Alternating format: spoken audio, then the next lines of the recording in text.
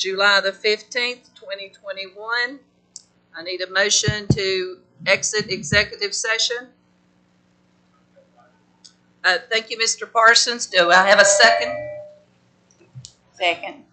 Thank you, Ms. Garrett. All in favor? Aye. Aye. I need certification of executive session. Mr. Parsons? Yes, ma'am. Madam Chairman, I move to certify that to the best of our knowledge, only public business matters lawfully exempted from open meeting requirements, and only such public business matters as were identified in the motion to go into executive session were heard, discussed, or considered in executive session. Thank you, Mr. Parsons. Mr. Sacagawea? Yes. Mr. Bostic? Yes. Mr. Ball? Yes. Mr. Gibson? Yes. Mr. Gibson? Yes. Mr. Parsons? Yes. And Ms. Garrett? Yes. And myself, yes. I would like for us to stand for invocation and pledge, please.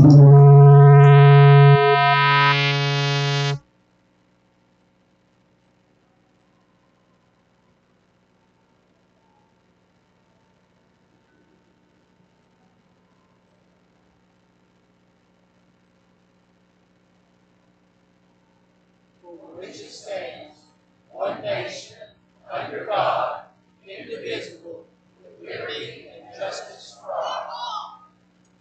Mr. Gibson, would you care to give us invocation?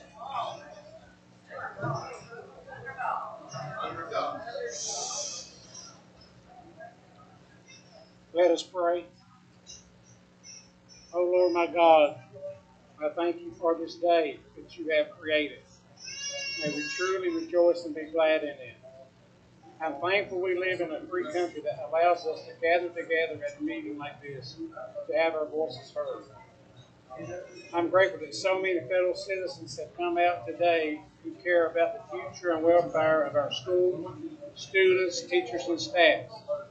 And Lord, your word gives us many examples to live by. Lord, we ask for the wisdom of Solomon, the faith of Daniel in the lion's den, the hope of Moses in the wilderness, the courage of David when facing the giant, the steadfastness of the Apostle Paul, and the love of Jesus Christ. And it is in the precious name of Jesus we pray. Amen. Amen. Amen.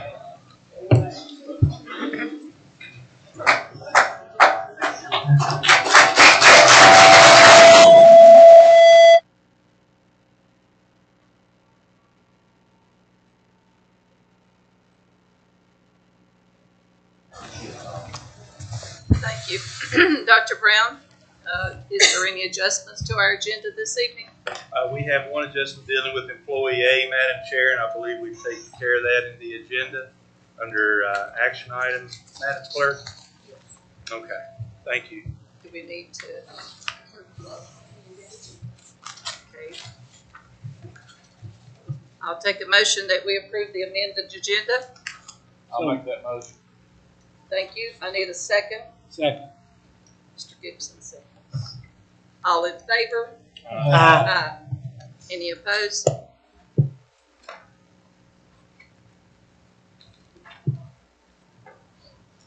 Takes us down to the approval of our minutes of June 3rd. So moved, Madam Chair. Thank you, Mr. Bostic. Do I I have a second that, Madam Chair. Thank you, Mr. Sacagawea. All in favor? Aye. Also, we need to approve the minutes of our special call meeting. I think that was June 24th. So moved, Madam Chair. Thank you, Mr. Bostic. Do I have a second? I'll second that. Is that Mr. Ball? Yes. Thank you, Mr. Ball. All in favor?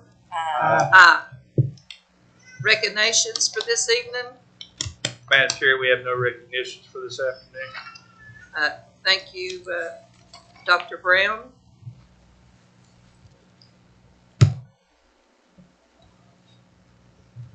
You ready for the delegations on the agenda? Madam Chair, Yes, sir. I'd like to make a public comment.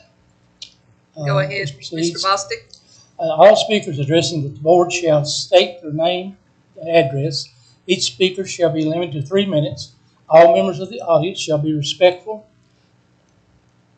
when a speaker has the floor. If the individual is deprived, they shall be called out of order by the chair.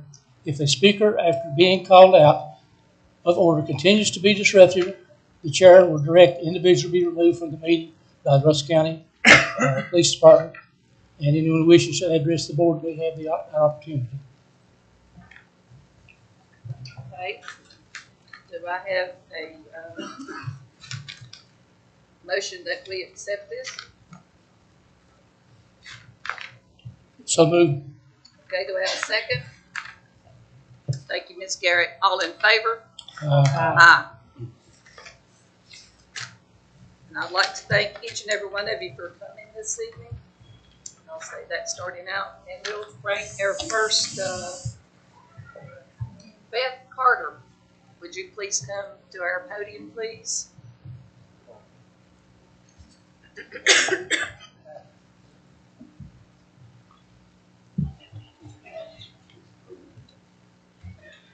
afternoon. So I came here today as a person who stood out at Lebanon High School. And if you don't believe me, you can look around this room right now. Fortunately, I was never bullied, but I had a front row seat to the severity of the bullying that goes on toward our LGBTQ plus youth. My best friend is a gay man who went to Russell County schools from first grade through his senior year. The bullying began in the 4th grade, and by the time he reached 8th grade, it was relentless. They urinated on him in the bathroom. They threw him down the hall. They beat him. They humiliated him throughout his entire day. And all these moments were reported and recorded between the school years of 1998 and 2002. And what he was told was he needed to get over it. He needed to move past it. He's so full of scars and stitches because everybody really cared what he did with his personal time and his personal body. I was a kid, and I couldn't be a voice. Trans people don't assault people in bathrooms. They are assaulted in bathrooms. They are willing to risk their lives just to go to the bathroom.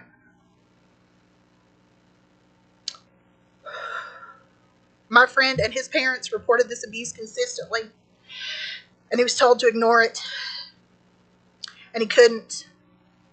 So he cut himself, and then he found drugs, hard drugs, real hard drugs, and that's why he's not here today.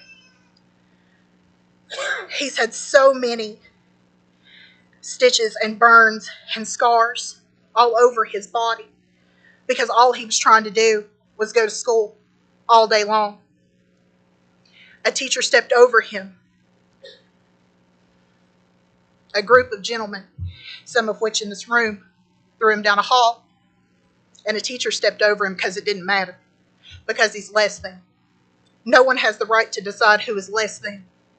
No one. All they want to do is go to the bathroom. That's not an unreasonable request for anybody to go to the bathroom peacefully. And they know they're going to walk into this bathroom and maybe get the crap beat out of them.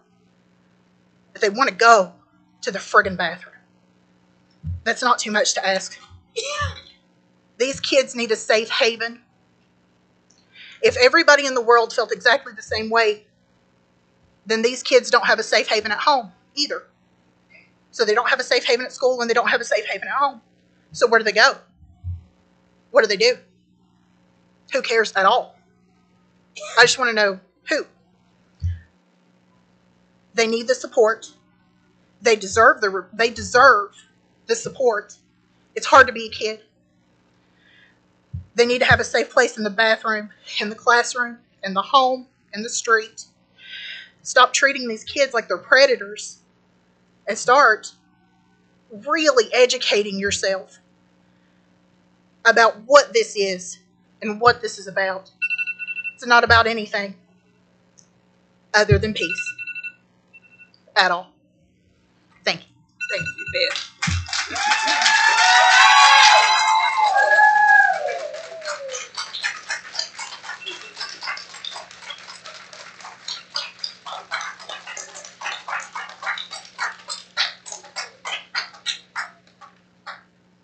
Horace Christian.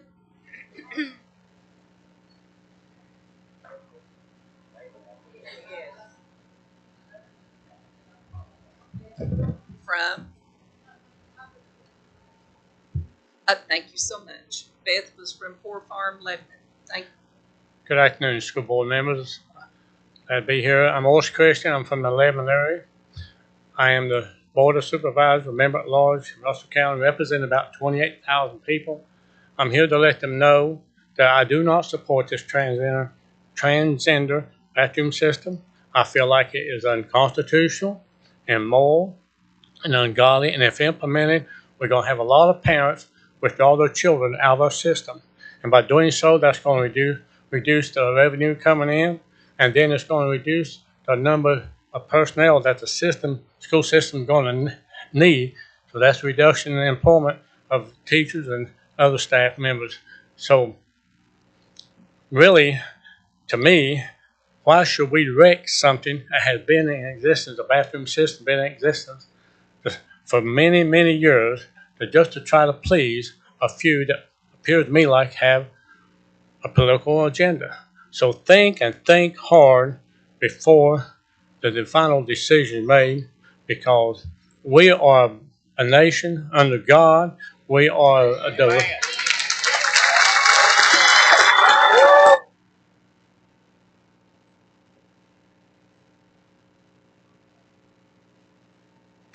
we live in the Bible Belt. I know there's some counties and some of Virginia, they've done approve this, but that doesn't mean that Russell County has got to follow that pattern. Let's have some fear of God about us. Thank you.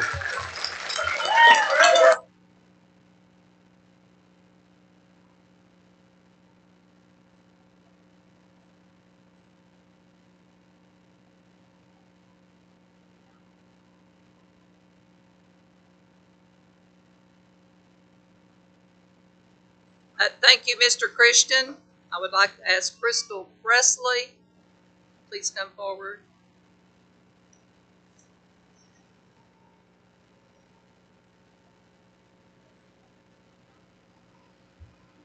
I live in Abingdon from Honaker. Good evening.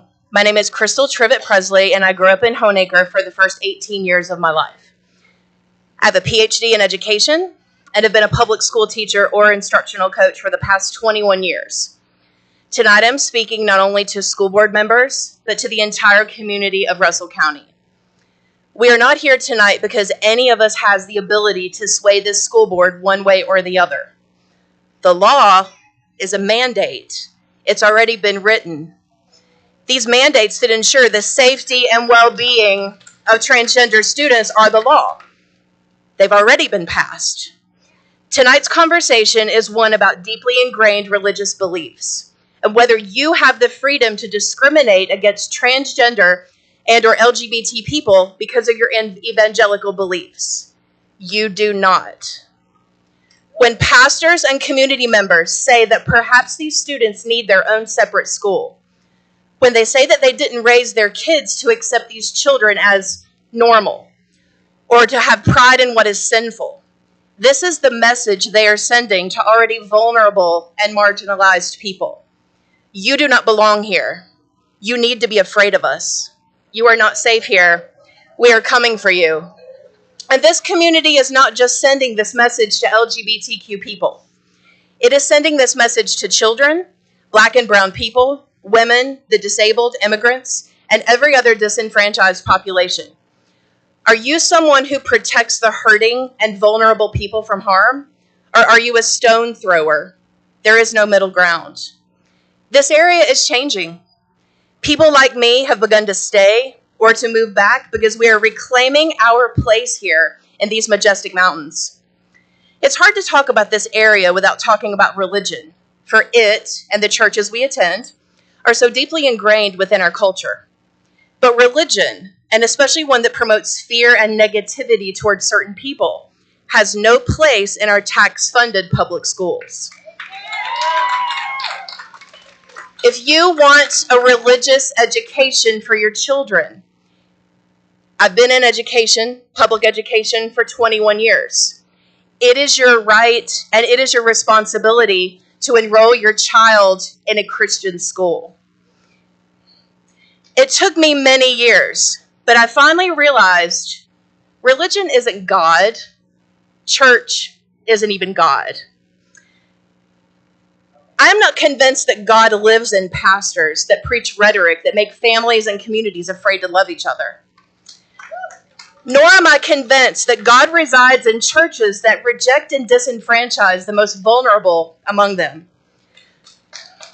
Your young people are leaving your churches in droves because they are searching for kindness, love, and acceptance for all people.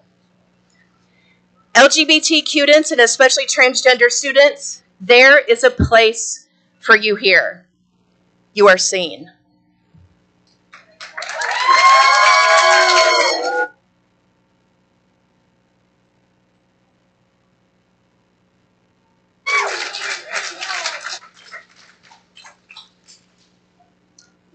Everett Arms.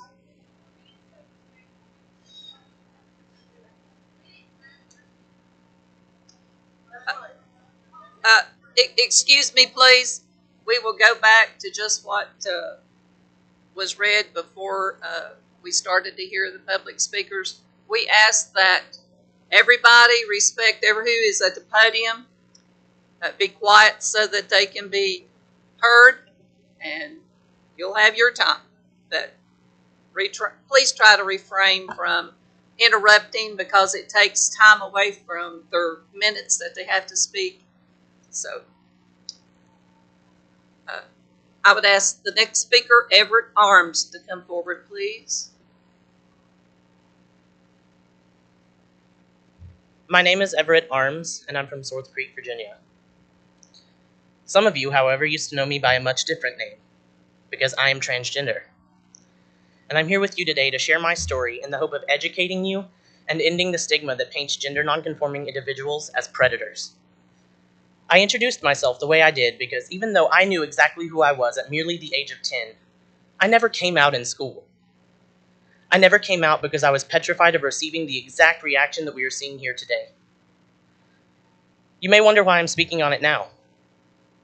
Well, back then, I didn't have a voice. It was stripped away from me by those like Tony Bush and Rita Honaker, who introduced living in the Bible Belt as an excuse to defend their failure to reprimand students who harassed me every single day. But it's not about me now. It's about the children that are currently being taught that they must also suffer in silence. It's about the children who are being ostracized and criminalized for simply being who they are. Most, if not all of you who are against the bathroom policy, argue that adopting it will lead to a substantial increase in sexual assault incidents. It's actually quite the opposite. A study carried out by the School of Public Health at Harvard University concluded that 36% of just 3,600 transgender students with restricted access to restrooms and changing facilities reported experiencing some form of sexual assault within the span of just 12 months. Even without this data, your proposed arguments against these policies are purely moot. Last time I checked, there is no security protocol for entering public restrooms. If a sexual predator is set on entering a bathroom to assault your child, it's going to happen no matter what policies are or aren't in place. As for those of you who are concerned with the policy that protects certain student information from parents, such as pronoun changes, that clearly shows that your only angle is control and that you know your child would not feel safe in the least bit to share that information with you in the first place. So where does the problem truly lie? When are all of you going to drop the lame excuses and finally admit that you are blatantly transphobic? I could go on all day providing statistics and scientific evidence, but unfortunately, those in our community who are so passionate about the hate that they derive from complete and utter misinformation more than likely aren't willing to listen.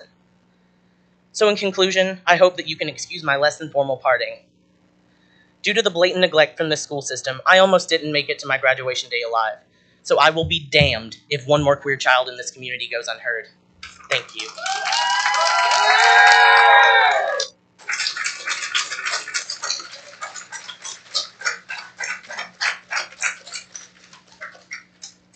Our next speaker, Destiny Goodson.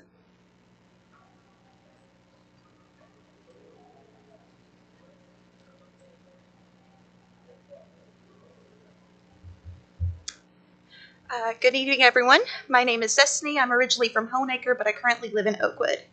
And as a community member, I would like to speak with you regarding the conversation surrounding Senate Bill 161, or this transgender inclusion. First, a common thing that I keep hearing, God, specifically the Judeo-Christian God Yahweh, should be put first into our schools. There are several private schools that offer religious, specifically Christian focus. However, these are private. And the difference between private versus public schools is that the United States Constitution stipulates a separation between church and state. That is to say that religion is not, thank you, that is not to say that religion is not a huge part of our lives, because for many it is. The concept of a separate church and state reinforces the legal right of a free people to freely live their faith, even in public, without a fear of government persecution. Free exercise means you have a faith and you can live it. Yet that freedom comes with the responsibility to allow others to do the same, perhaps especially with those who have religions different than our own. If someone's objections to the transgender inclusion bill are grounded in their own religious beliefs governing public life, that is a violation of the intention of our Constitution. Second, I would like to address sexual assault in restrooms. On multiple occasions, I keep hearing this misconception that trans people are predators when they are using the restroom. If anything, trans people are more likely to experience assault in restrooms than that of their counterparts. As Everett mentioned already, in 2019, PhD Harvard candidate Gabe Murchison, in one of the largest studies of its kind, looked at over 3,500 cases of transgender adolescents. The research found that over 19% of transgender females and 27% males have been sexually assaulted in 2019, standing next to the national average, which is about 10%. The same study found that those who were not allowed to use their affirming gender restroom was more at risk for sexual assault. That percentage for transgender girls goes up to a whopping almost 50%. If anything, allowing transgender people to use their affirming restroom would save them from assault by others. Finally, I keep seeing this movement called Protect Every Child. And you know what? I agree. Trans people are more likely to deal with harassment, body dysmorphia, anxiety, and depression. This leads to higher rates of students not doing well in school and higher rates of suicide for trans teens. If you really want to protect all kids, then our trans youth deserve to have an open and inclusive environment. In conclusion, to protect our trans youth and to follow the guideline of the Constitution, I ask that the school board comply with Senate Bill 161 and that we show a bit more kindness to trans folk. Russell County is not above state or national law, and it would protect our trans lives while they receive their education. Thank you, and Trans Lives Matters.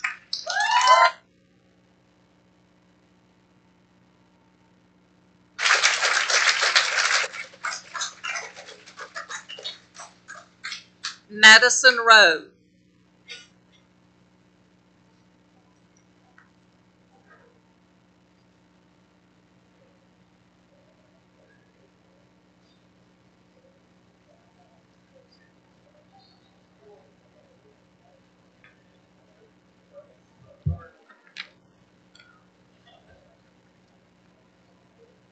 My name is Madison Rowe.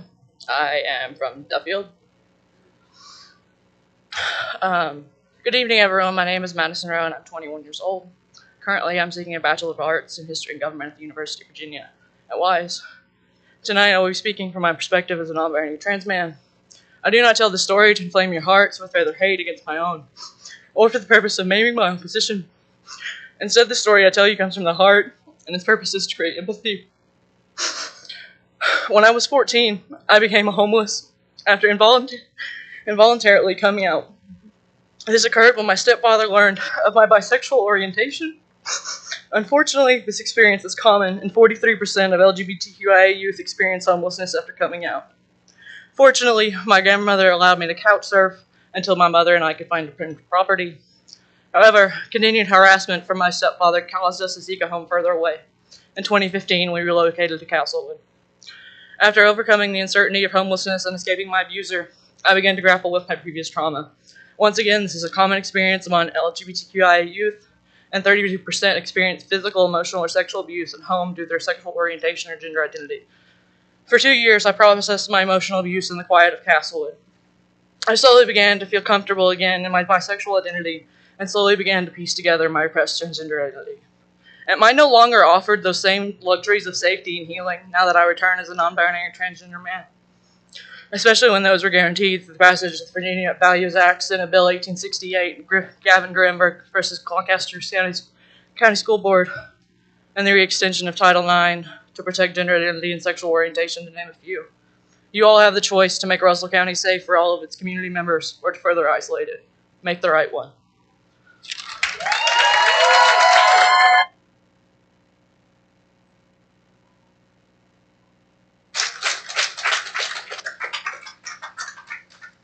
Sarah Honaker. Sarah Honaker.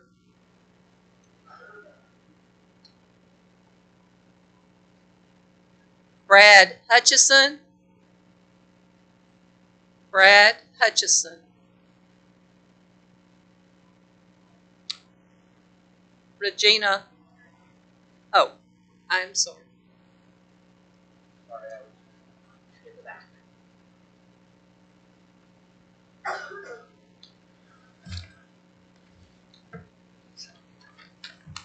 All right. Members of the school board, Dr. Brown, and stakeholders. My name is Brad Hutchinson, and I'm here to speak as the local commissioner for the state organization, the Fitz-Turner Commission, for Human and Civil Rights. When a state official heard I was going to speak at this meeting, I was told I should bring backup. Yet, here I am without backup, speaking in support of trans youth and the state guidelines for their treatment in schools.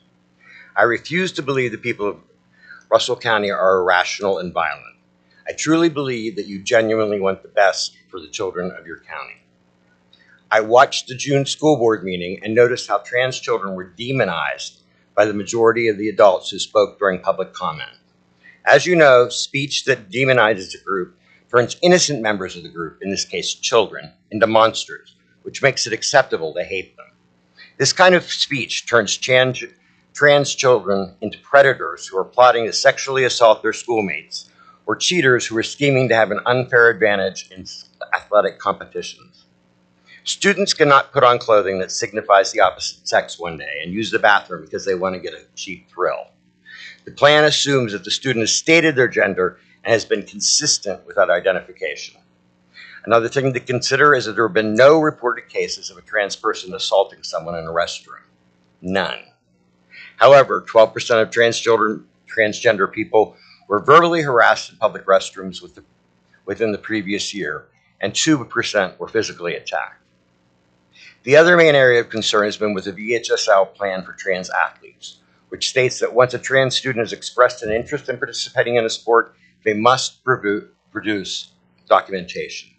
This includes, and I quote, 2 letters which affirm the actions, attitudes, dress, and manners demonstrate the student's consistent gender identification and expression, and written verification from a doctor, psychiatrist, or psychologist of the student's consistent gender identification and expression. There are additional requirements, but I want to point out that a capricious whim is not what these policies concern. They concern a consistent identity over time. I'm sure you've heard the statistics for attempted and successful suicide among trans youth. Just to refresh your memory, a survey published in the journal Pediatrics found that teens surveyed, more than half of the transgendered males and 29.9% of the transgender females reported attempting suicide at least once during their teen years. Demonizing these children, assuming that they're sex offenders and cheaters, will contribute to local suicides. Even if a transgender student does not attempt suicide, this demonization will significantly damage the child. If you continue to attack trans children in the manner I witnessed in the videos, you're sacrificing them, making them collateral damage in a culture war based on misinformation and misplaced fear. If you continue to demonize these children, you are the cause of their misery. Thank you.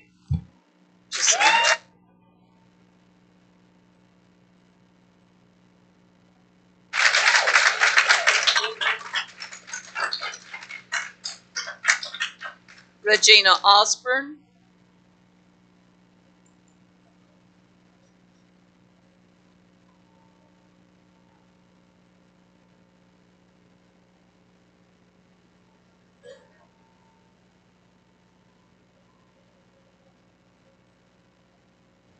Hello, my name is Regina Osborne. I live in Belfast. Ladies and gentlemen of the school board, thank you for the opportunity to speak with you this evening. I come here not as a parent, but as a concerned citizen of the county I have called home for most of my life. Let me begin with an analogy, if I may. Imagine, if you will, that you decide at the last minute to attend a baseball game. Say, for example, you're a huge fan of the St. Louis Cardinals, and you purchase your ticket, find your way to your seat, and discover that you were surrounded by fans of the opposing team, say the Chicago Cubs. You're heckled, prodded, and made to feel entirely uncomfortable for the duration of the game. What would you want to do? You'd want to find a different seat where you felt more comfortable, safe, and able to cheer for the Cardinals without being ridiculed at every turn. You would want to go somewhere that you felt comfortable being yourself. At the end of the day, that is all we are asking for regarding the right for a transgender student to use the bathroom that he or she feels more comfortable using. Minnesota was the first state to enact a transgender inclusive non-discrimination law 46 years ago, in 1975. I have a feeling that that's news to most of you here this evening. You didn't know the Minneapolis Transgender Inclusive Non-Discrimination Law, a law older than several of us here, even existed because there have been no issues since the law was enacted. The Minneapolis Police Department said that fears about sexual assault are not even remotely a problem, and the notion of men posing as transgender women to enter women's restrooms to commit sex crimes, quote, sounds a little silly. The unfortunate truth is that there will be no easy answer as long as there are those of you on the board that so egregiously air your bias. However, the fact remains that there is no connection between accommodation non-discrimination laws and an increase in assaults in a public restroom. While we are focused on hypothetical concerns of violence, the frightening reality is that in 2020, 52% of young transgender and non-binary people seriously considered suicide. If the goal truly is to protect all children, then let's seriously protect all children from themselves and each other. Instead of choosing to disenfranchise an entire group of people for simply wanting to feel safe, how about we address the issue of bullying that has run rampant in our schools for time out of mind? Years ago, when I was in school, I was made fun of relentlessly for simply having a pro-girl power slogan written on my backpack, in a time when girl power was a big part of pop culture. I would never have dared to be my authentic self. As a matter of fact, it has taken me 21 years to publicly admit that I am bisexual, and that moment is right now. In closing, I hope to encourage those within the sound of my voice that are part of the LGBT community to find the strength and confidence to always be your authentic self. I hope to be an example of courage, and I hope that you understand, while our voices may not always be the loudest, we are here, and we are fighting for you today and always. Thank you.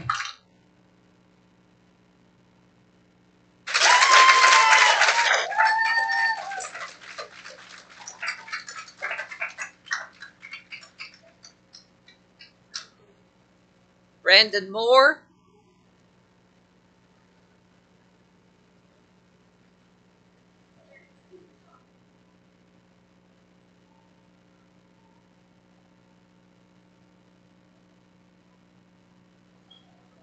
Okay, so my name's Brandon Moore. I'm from Big Moccasin.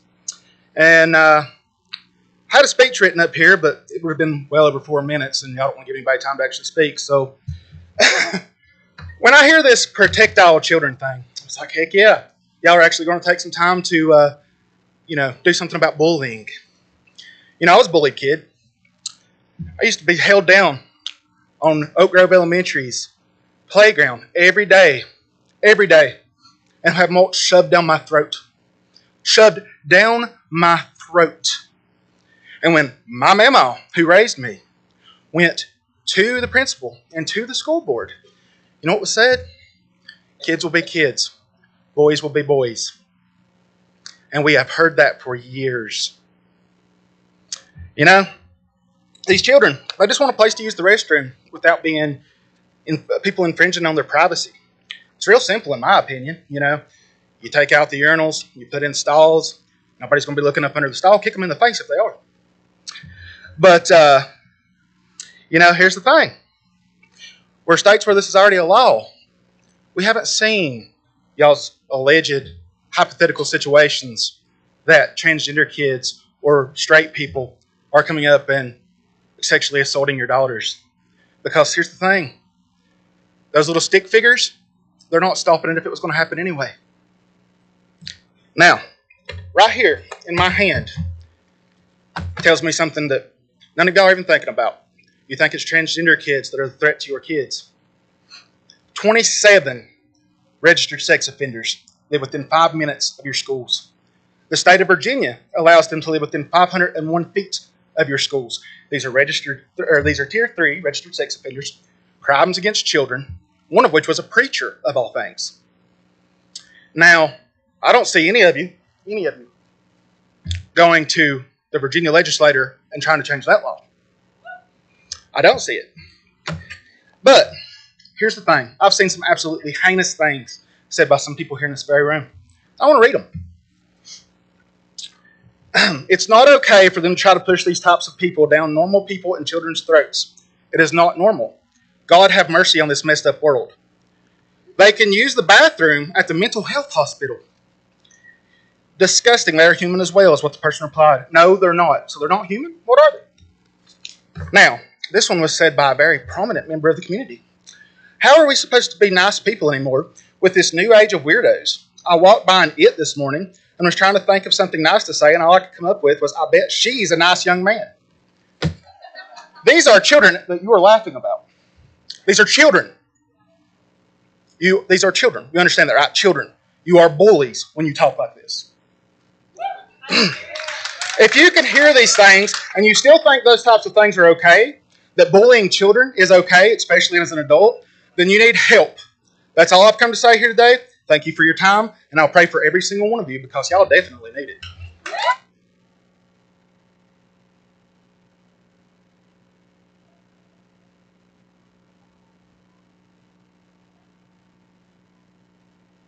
Kimberly Ratliff.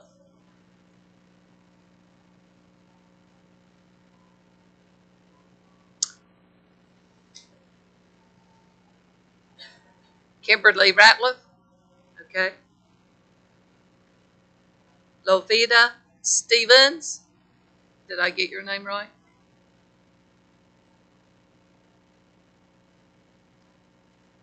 Stephen Arms.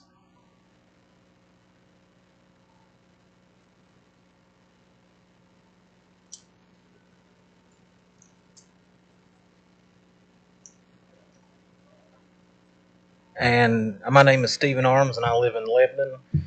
And I have a few brief clarifications to make to this board and all those in attendance here today.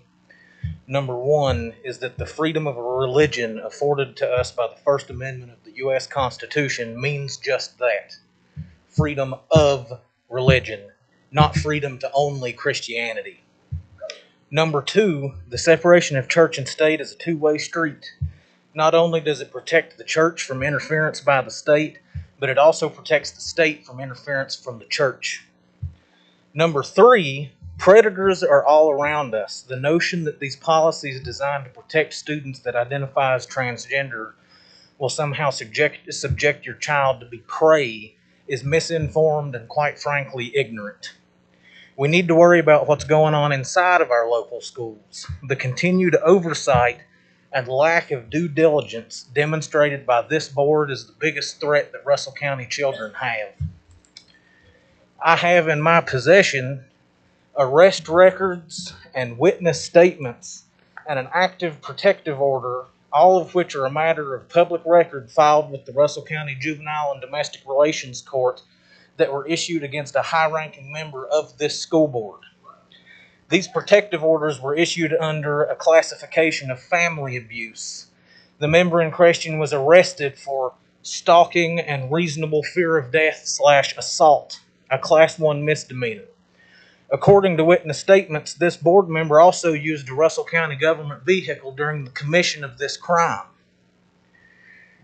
Not to mention that this crime took place on St. Paul Elementary School property in Wise County, Virginia. The arrest was issued on January the 15th, 2020, 3 months after this election. Why did this school board not launch an internal investigation on that? Why was it swept under a rug? It was this exact same type of oversight that led to over 100 instances of sexual assault committed by a custodian at Lebanon Elementary School a few years ago. Russell County Schools ignored all of the red flags and allowed that abuse to reach the level that it did. It's on the school system's hands. Everyone here today is concerned for the wrong reason. Transgender people are not predators. There are plenty of viable solutions to this issue, all of which require funding. This county is going to have to stop pouring money into school sports programs and paying the gas bill for stalking and allocate some funds to provide our children with a safe and all-inclusive environment. Now, if any one of you would like to see these court records that I've referenced, I'll gladly let you look over them today. Thank y'all. You have a good day, and thank you for your time.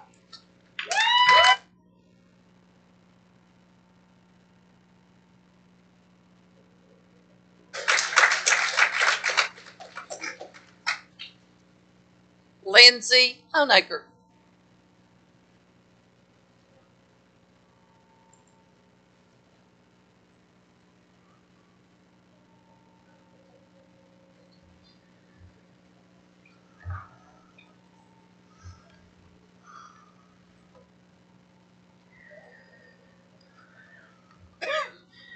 Hello, my name is Lindsay Honecker and I live in Lebanon. I'd like to thank the chair and board for allowing me to speak here today.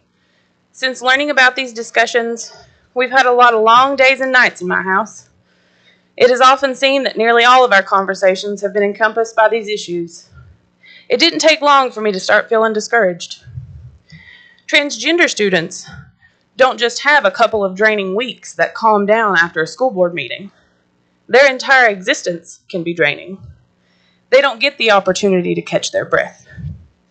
Therefore, my purpose here today is not to try and convince the audience or the board of anything. My purpose is to let the transgender students of Southwest Virginia know that they are respected and loved. I'm here to promise that as long as I have blood in my veins and air in my lungs, I will stand by you. Folks are concerned about these policies not being funded, but it costs exactly $0 to be a kind human being. I've heard several comments about teenage hormones saying that kids will be kids and joking about how trying to look up skirts is normal behavior. These types of statements are not only morally wrong, but they are downright disgusting. None of these claims are excuses for inappropriate behavior. Teach your kids to be respectful regardless of their hormones. If you want to lead your children away from sin, teach them that a bathroom is made for using the toilet and nothing else. It's not fair to punish an entire group of people because you are afraid of what doors this could open. If any student is trying to do anything that is less than respectful, it is the responsibility of teachers, administrators, and parents to make sure that kind of behavior is stopped. People also talk about this opening the door to bullying without realizing that the floodgates of hatred have been wide open in Southwest Virginia for a very long time. This is neither a political nor a religious issue. It is simply a matter of following federal and state laws by implementing anti-discrimination policies. Growth in the realm of education, however, will remain at a standstill until the students of Russell County get the care and respect that they deserve. I would also like to touch on critical race theory. Critical race theory is going to teach students that even though God created everyone as equals, man did not treat everyone that way. And if the youth of our nation do not take a look at the long violent history that certain groups of God's children have experienced, history will repeat itself. As I wrap things up, I'd like to discuss innocence. People have speculated that delving into some of these seemingly difficult discussions about discrimination will somehow rob children of their innocence. Innocence is not lost when a child is taught how to respect another human being. My innocence was not lost when I went through puberty or relationships. My innocence was not lost when I moved away or when I went to college. It was not lost when I served in the United States Air Force as a network intelligence analyst and assisted our nation's finest as they eliminated the true evils of this world. Despite all of the ways it still haunts me, that's not what took my innocence. My innocence was lost when I became an adult and found that a lot of Christians in this world preach the Word of God but do not follow it. As you perform the audit mentioned in the guidance, I encourage each of you to look within. It's not just being asked that you open the bathrooms or your curriculums. It's asking that teachers, administrators, and members of the community open their minds and their hearts to people who may be a little different than they are.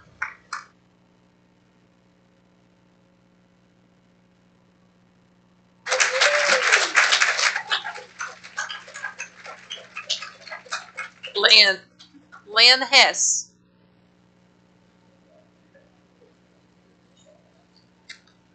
We're going to change the tune just a little bit here now. Yes, sir. I wanted to let you know right off the bat that I want to let you know where most of your pastors in your community stand. I've got 21 churches signed up here that says we're united together against this transgender act. We will stand together against it, and public schools will be opened if it's passed. Another point I want to make is a correction to almost every speech that I've heard already here tonight. We do not hate transgender people. We do not hate.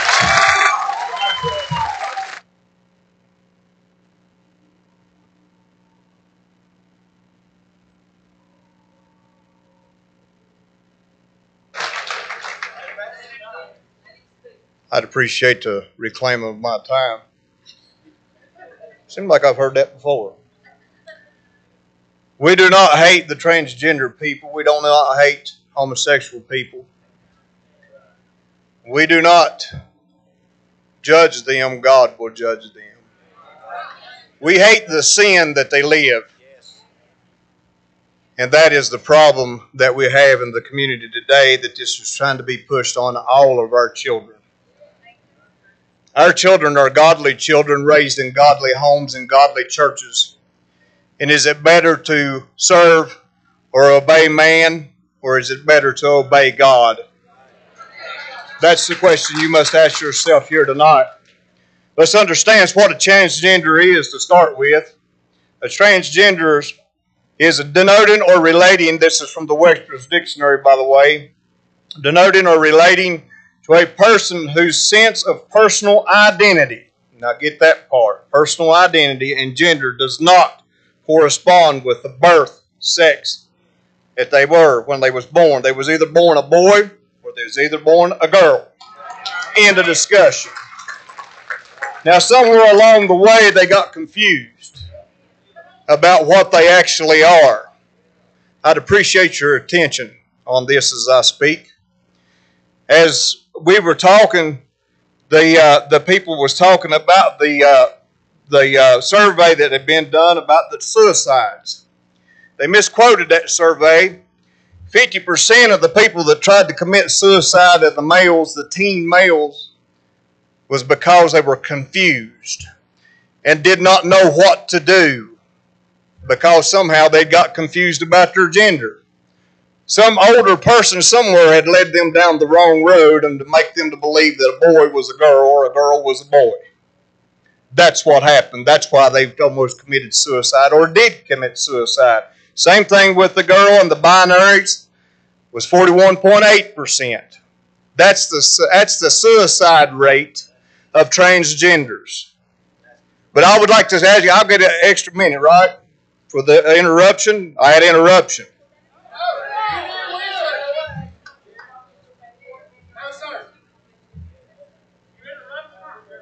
I was interrupted, was I not?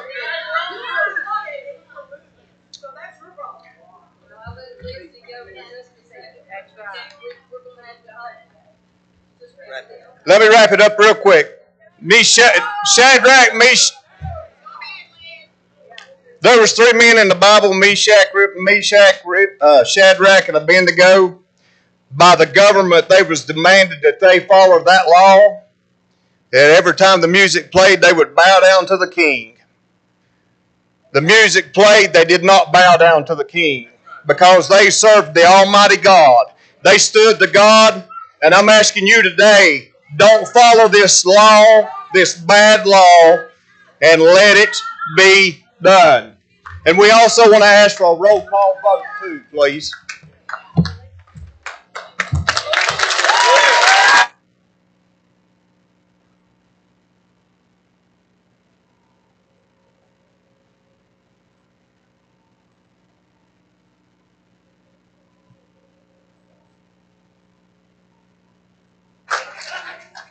Josh Weiser.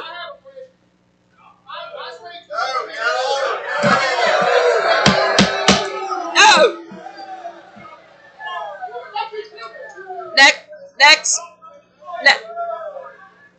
Next speaker is Josh Weiser. Josh Weiser. I asked.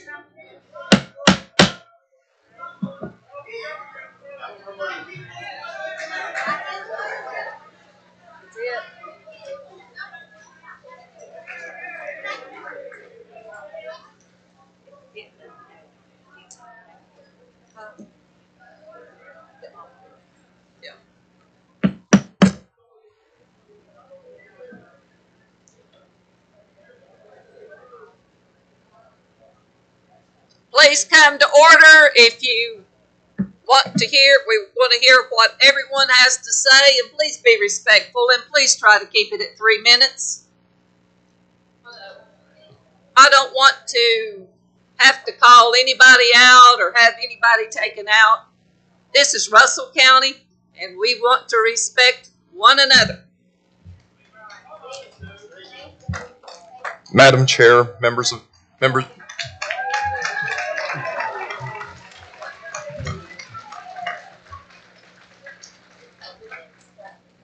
the board, I'll just speak briefly. I'm glad that we had the last speaker come up and talk about faith, because as a person of faith, I've had some experiences in my life that have really tested that.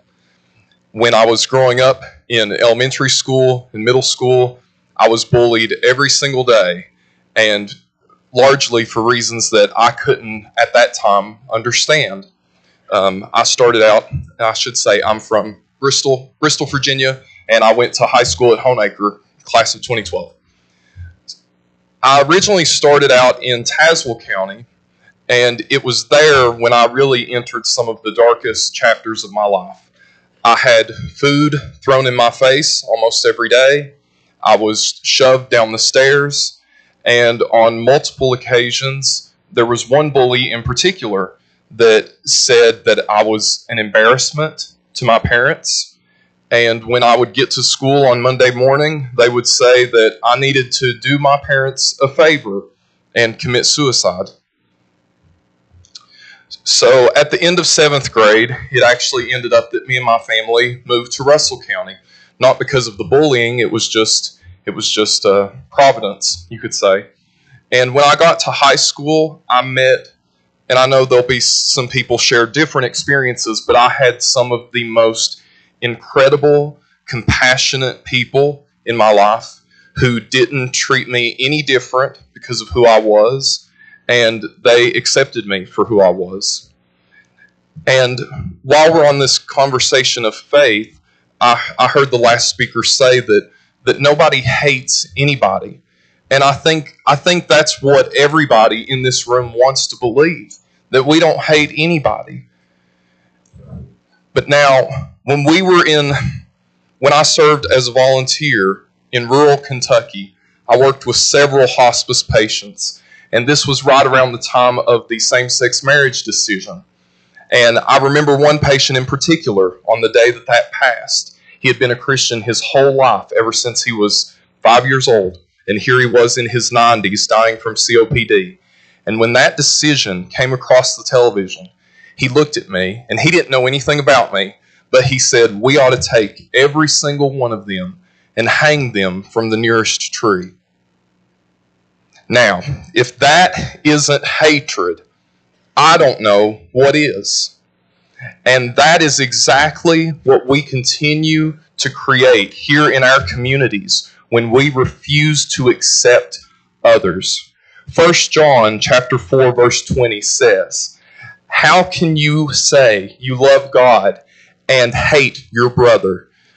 If you hate your brother who you have seen, how can you love God whom you have not seen?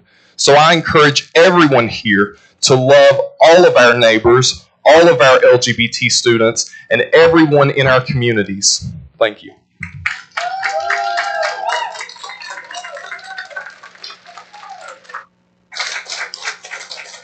Mike Jackson. Mike Jackson.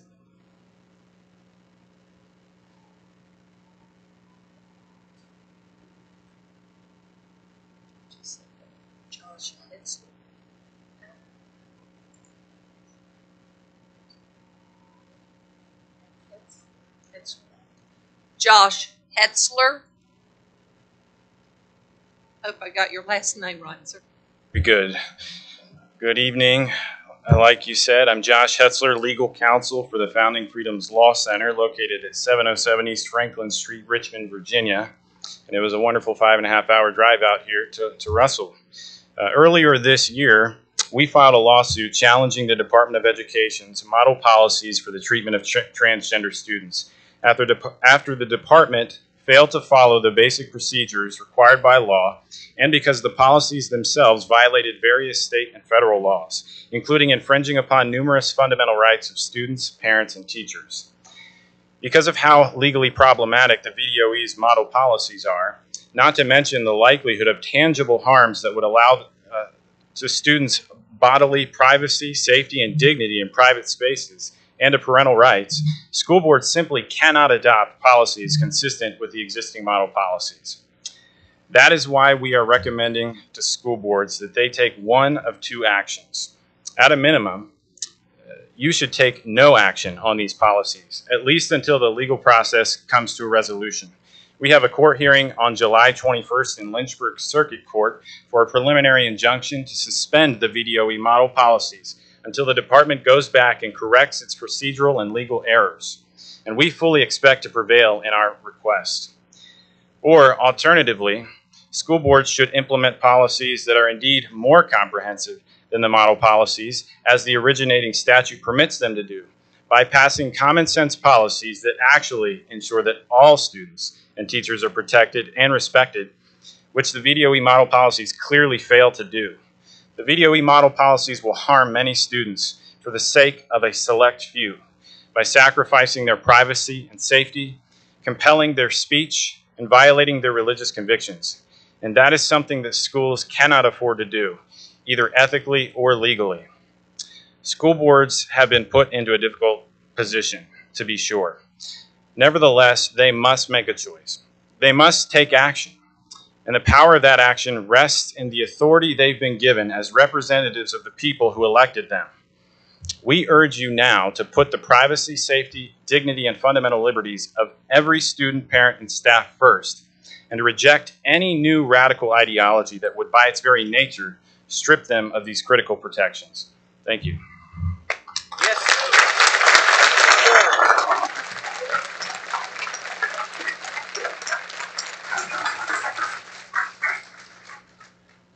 Todd Gackey.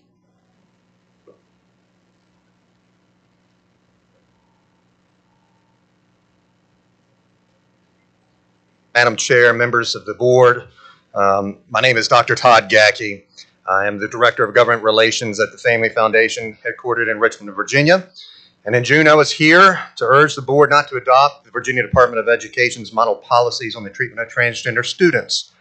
Tonight, I'm back with my colleague, Josh Hetzler, who just spoke to you earlier about the lawsuit and the various violations of the law these model policies pose, to remind you that the Family Foundation advocates for the protection of the hearts and the minds and privacy of all children in public schools. Public policies and school policies must be created in ways that protects the bodily safety of every child, as well as the constitutionally protected free speech of students and teachers, and promotes a respect for parental authority. And as I told you a little over a month ago, the Virginia Department of Education's model policies accomplishes absolutely none of those outcomes.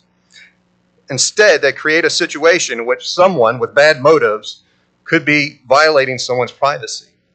Just recently in California, in Los Angeles, a man entered a women's spa and exposed himself to women and children. This is not hypothetical.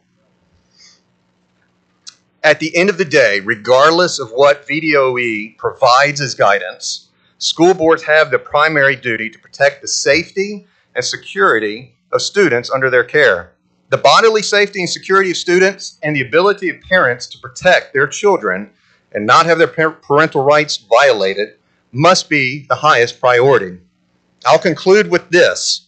A ranking senior member of the Virginia Senate, Steve Newman of Lynchburg, has issued a public statement urging school boards to just say no to these policies. I thank you for your time. We urge you to do the same.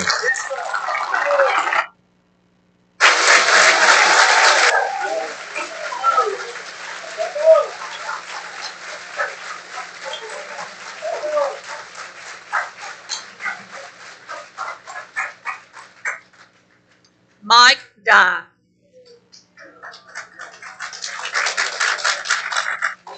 I had to follow two lawyers. But I'm Mike Dye. I pastor Harmony Community Church. I live in Honecker, Virginia.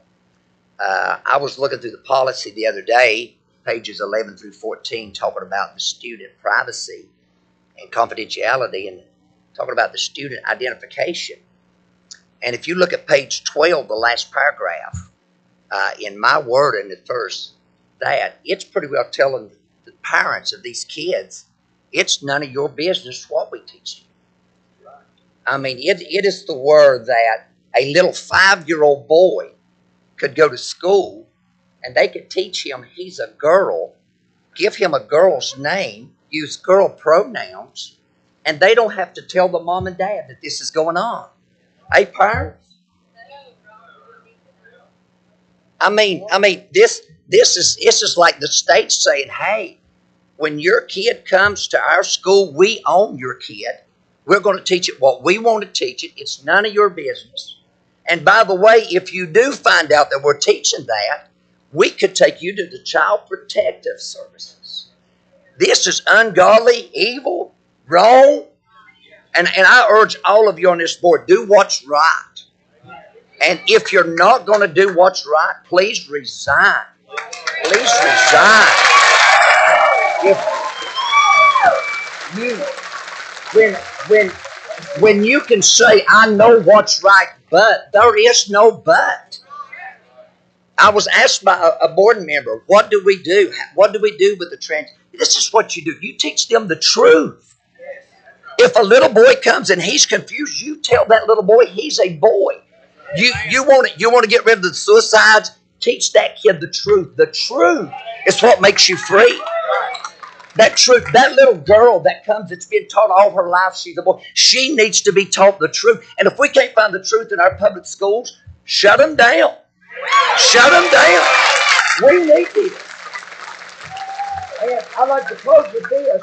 Anybody in this room that voted Democrat, and you're here tonight to stand against this, you're the reason we're here. You're the reason we're here. We've got to vote what's right. We've got to vote what's right, stand for what's right, and do the truth. And the truth, it'll make you free. It'll make you free. So just do what's right. Do what's right. You know what's right. I would trust that at least I hope all 7 of y'all know what's right. That's what you do. That's what you do.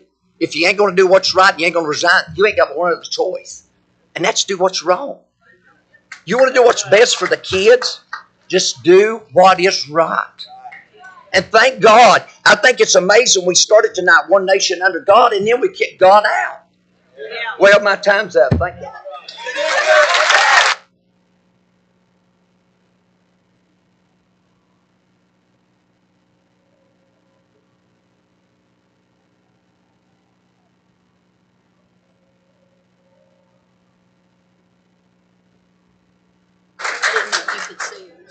Yeah. I was making sure it didn't change from here to there. Cody Jackson.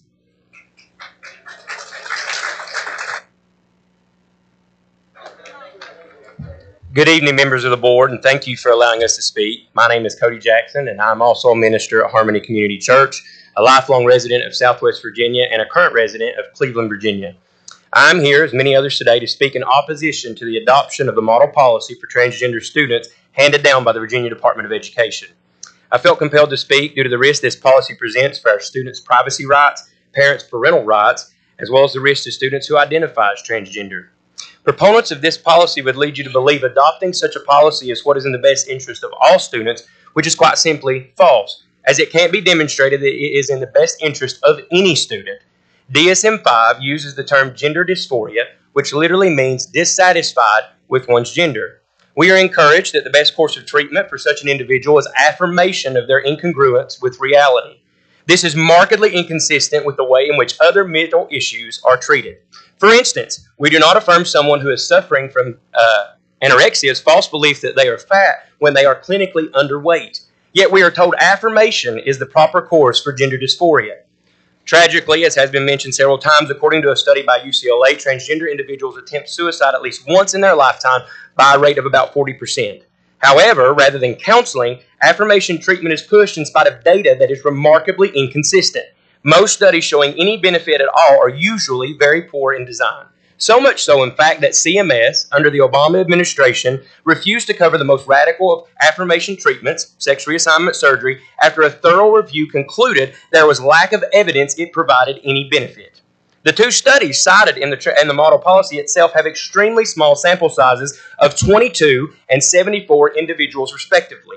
One of the highest quality studies that we have in the literature is a 30-year study from Sweden in which those who received sex reassignment surgery were found to still have a suicide rate of 19 times that of the general population. The idea that forced affirmation by society is scientifically proven to be best for these individuals is not evidence-based. In closing, I feel led to remind you of the board of a story of leadership found in the book of Esther. Dealing with an unethical law calling for the extermination of her people, Queen Esther confides to her uncle Mordecai that to make a request to the king without being summoned is at risk to her life. Mordecai lovingly tells her the truth. He both warns and encourages her that she can't escape the effects of this because of her position, and says that who knoweth whether thou art come to the kingdom for such a time as this. I believe God has placed you where you are for such a time as this. Be sure God and the people of Russell County will hold you accountable for your decisions. But be encouraged that God allowed you to be where you are because He trusts you to do what is right. The time has come to take a stand for truth and do what is right and in the best interest of all of our students. Thank you. Yes, sir.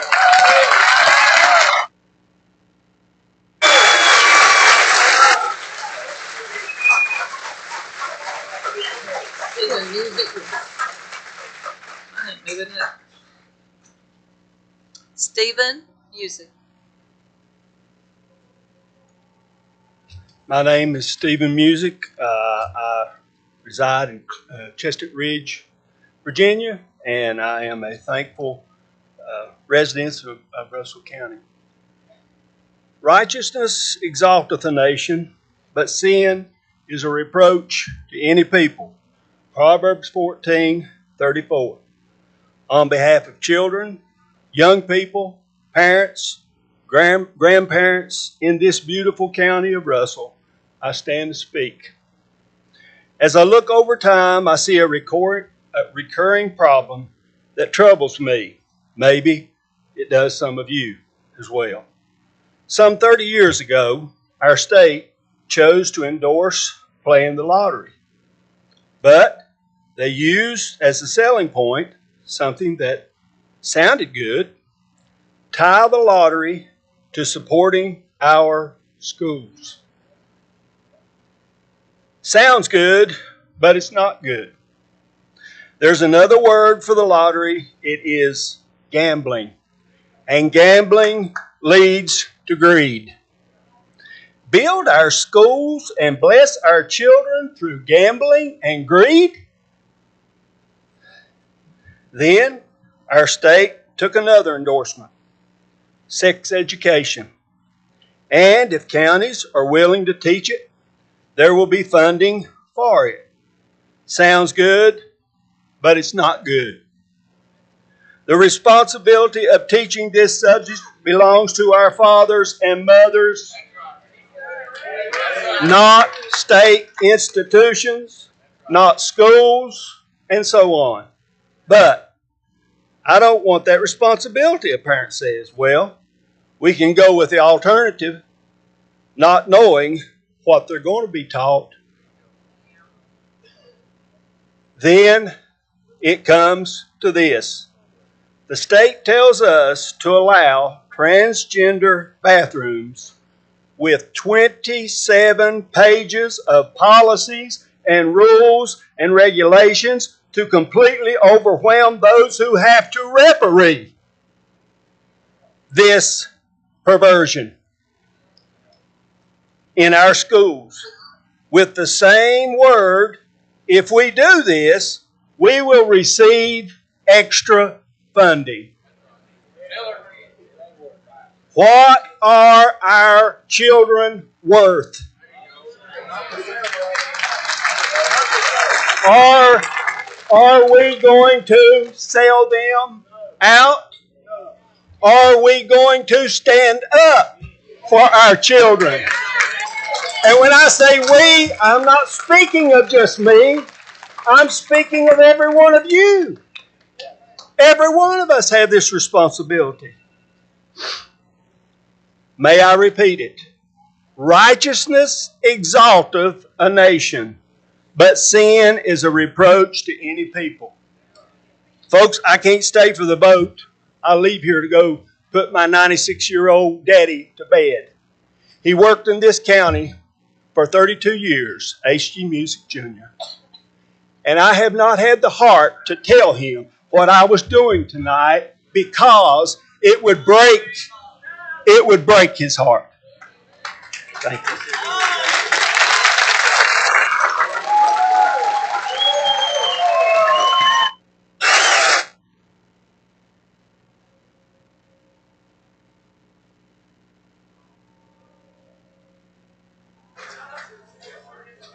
Amanda Hale.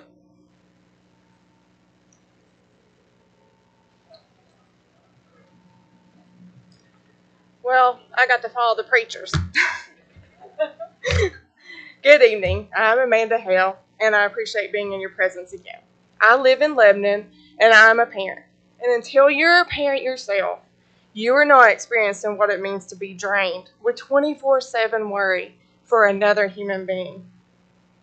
I have some tough questions to ask the board today. I know you aren't allowed to answer, but I want you to answer them to yourself. Why did you decide to serve our community as a school board member? When it is time to vote for policy changes, will you be voting on how you would want things for your kids and grandkids? Will your vote match your ethical and belief standards? You are likely entrusted this position based on those things. We are a small community, and we spend time with you at church, the grocery store, community events. So I'm here to stand with you. But I am asking you to not adopt the Virginia Department of Education model policies or any code that references the use of those model policies, as they do not protect a child's bodily privacy or safety and infringes on my parental rights. I'm asking you to put all children first. I'm asking you, the board, to serve the people and not to make yourself or our children servants to the government. I want this to be for all people. I've done a little research. I want you to know that I think you shouldn't adopt anything or vote on anything until you have further information that is more transparent that we as the public get to see too. Thank you and God bless.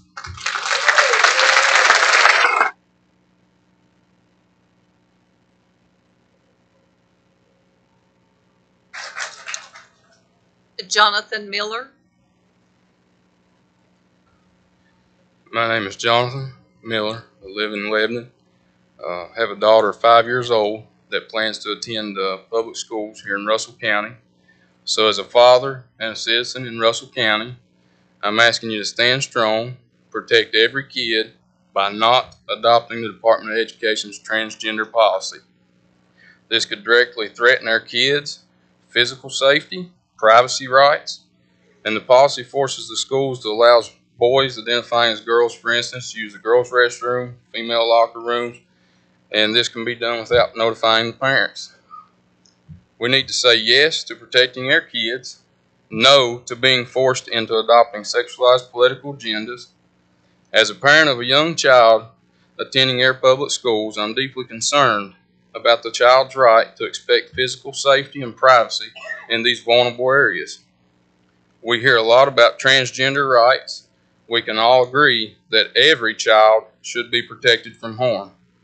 But no one ever talks about the harm done to the young girls or the young men who are not comfortable in these vulnerable areas changing in front of others and so forth. I'm concerned that our schools would have lost from more costly sexual harassment lawsuits or other types of litigation from these situations than what they risk from refusing to adopt the policy. The bottom line is we need to protect our kids. We need to be proactive for our kids' safety and privacy, and it's possible to protect every child in other ways besides adopting the policy. Yes, sir. Thank you.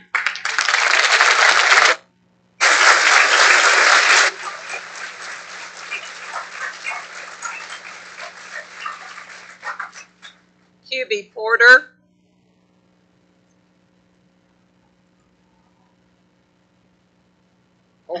Hopefully I won't need the 3 minutes. I heard a lot of things said tonight before I get into what I actually wrote down. And I've heard people talking about hate and talking about situations in their lives that I really feel for. I don't know where you're at. I don't understand what is going on with you. But I also want you to understand that just because we're here tonight, standing against this policy is not about hate. I do not hate you. My prayer is that you can be healed.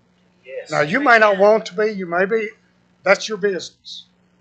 But I want to make everyone understand this is not about hate. It's not my heart.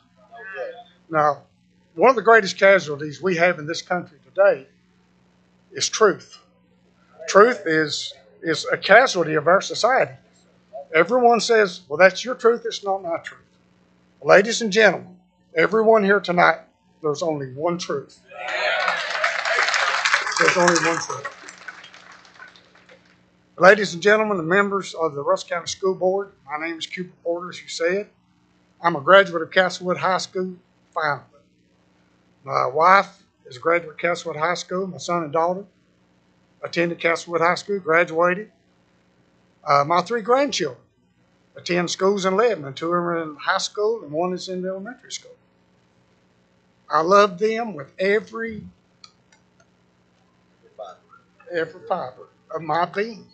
I told my daughter I would die for you 1,000 times. I'd die for my grandchildren 10,000. Don't know how she feels about that. My children were involved in many activities and classes with my consent. They were not given as much as an aspirin without my consent. Their actions, good or bad, were not concealed from me. Along with an education, the safety and protection of our children is essential. This should be the #1 goal of our schools and parents. Concealing their actions or the actions of others is directly in conflict with our God-given constitutional rights. Yes. Our school system should return to education and not indoctrination. If we will teach our children the 3 R's, reading, writing, and arithmetic, we will all be the better for it. Can we all agree that every child, including the ones struggling with sexual confusion, are important and should be protected also?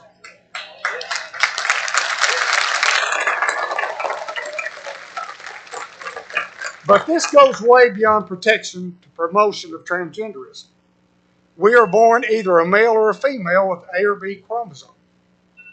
I'll make a deal with you folks. You educate them, we'll raise them as we see fit. We're not here to serve the government's here to serve us. I'll be quick. If you don't understand that, you should not be on this board or examine the reason you wanted to be a member of the school board. Ladies and gentlemen, You have a choice to make, accept or reject. I understand. Finally, if you do the right thing, the good people of Russell County will support you. If you do not, we will not.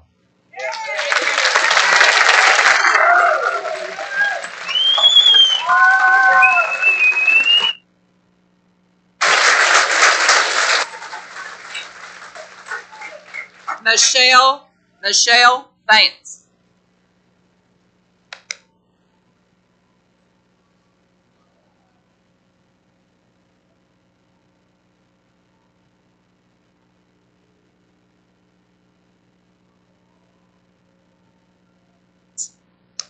Larry Hughes.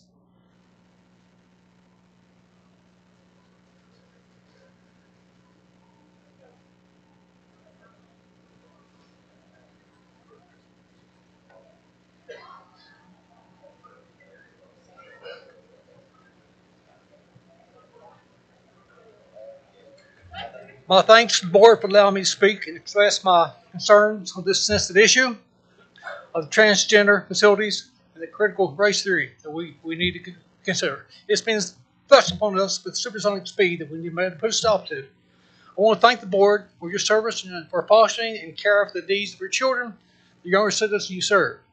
My name is Larry Hughes. I live in Lebanon. I'm a citizen, concerned with a grandparent, and for my children. Now, I have children attending school or grandchildren attending school or taking school in here, so I think I have a right to address this forum. I'm going to read from my notes to keep on track and try to control my emotions. Relative to this sensitive policy we deal with, trying to be forced on the children, the parents, the families, concerned citizens of this remote village far from the Northern Virginia liberal community. With that mindset that's different than we have, I want to second many of the thoughts we've had here, both sides. There's been good and bad. But I want to tell you my thoughts is, I'm expressing that this unrealistic and outlandish concern concepts of pushing this notion on impressing young children is wrong. And the philosophy completely goes against everything I was taught with as a child, by my parents, and now as a senior adult. To vote on accepting school policy that allows co-mixing of different genders to share the same facilities, be it restrooms, locker rooms, showers, or even common motel rooms with remote field trips, is unacceptable to me, and it should be to each of you on the board. I would like to ask each of you to be honest with yourself and listen to a couple of questions I'm going to ask you. As you consider taking your heart to your true moral being, honestly ask yourself this question. I don't expect an answer or response, but I do think you should consider these things. Perhaps I will expound on a couple of answers we'll give these. First question is, if a child has been attacked by a rogue dog, facing danger, being seriously hurt, would you? What would you do? Everything you can to protect that child. Would you or would you? Would you allow the child to be mauled? I suggest no, you would not. Rather, you would run to the rescue of the child, even an adult.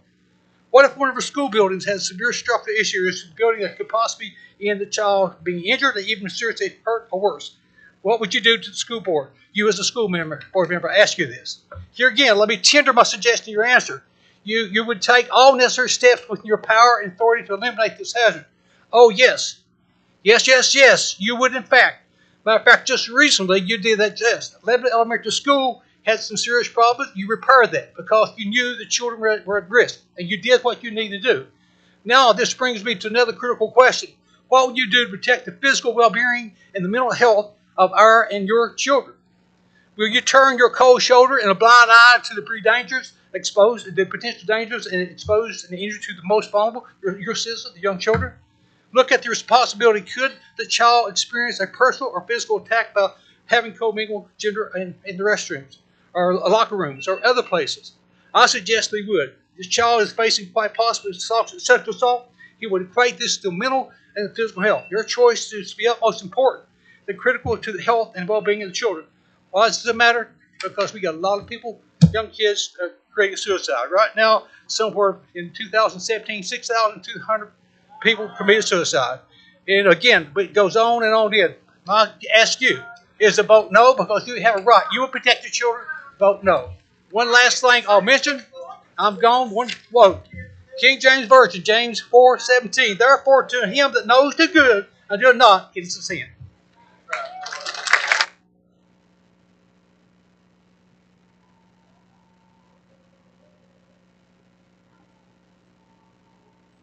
Stephen Dameron.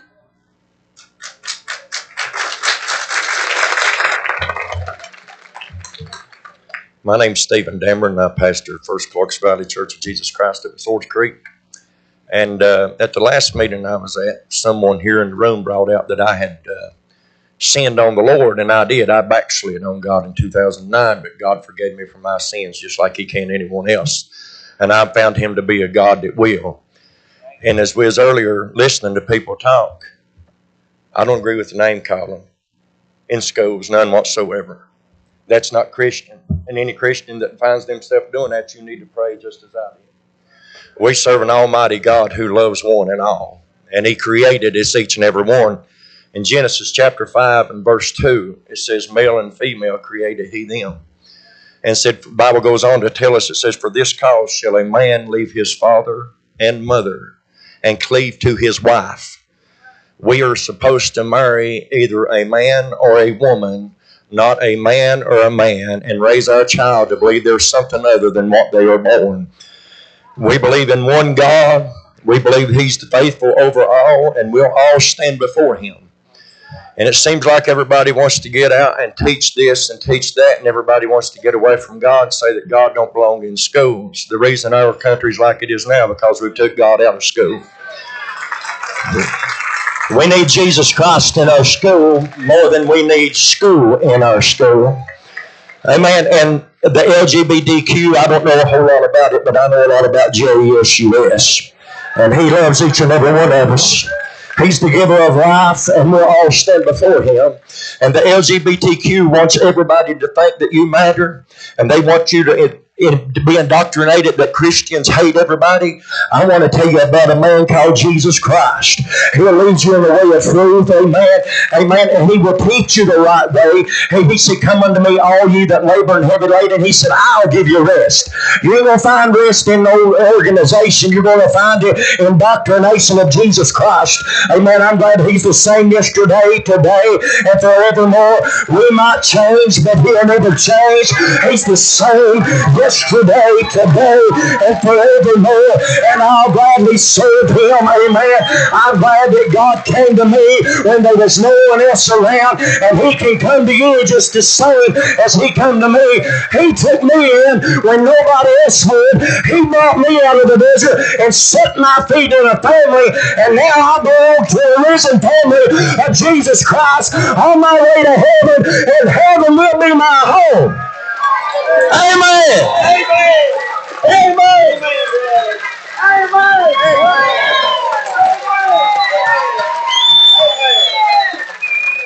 Now, in closing, we didn't say a word. We expected everybody to bow down and take it whenever we took prayer out of school. Don't worry about your children. Amen. And now here we're doing it again. Don't worry about your children. Honey, I'm concerned about my children.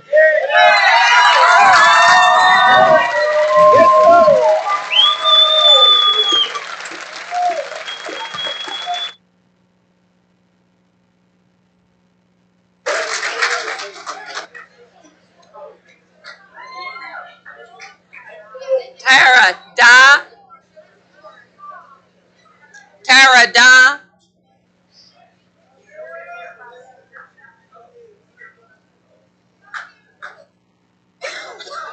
My name is Tara Dye. I'm from Cleveland. I'm here tonight in favor of education, not indoctrination.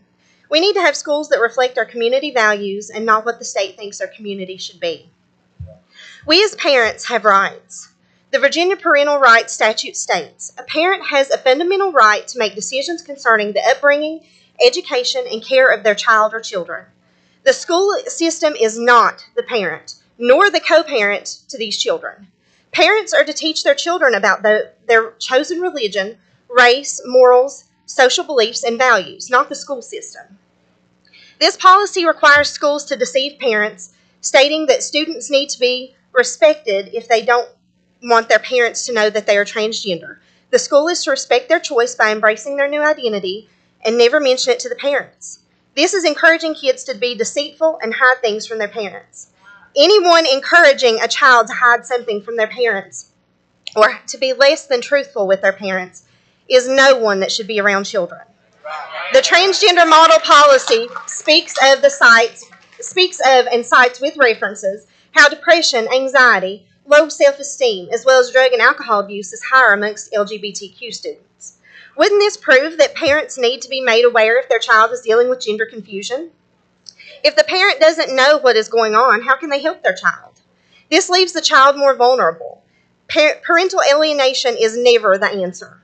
Haven't we seen enough consequences of not catching depression and anxiety issues early in kids?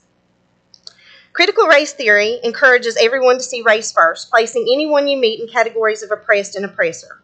Everything then becomes a race and power struggle, keeping minority children in the victim mindset and white children in the guilt mindset.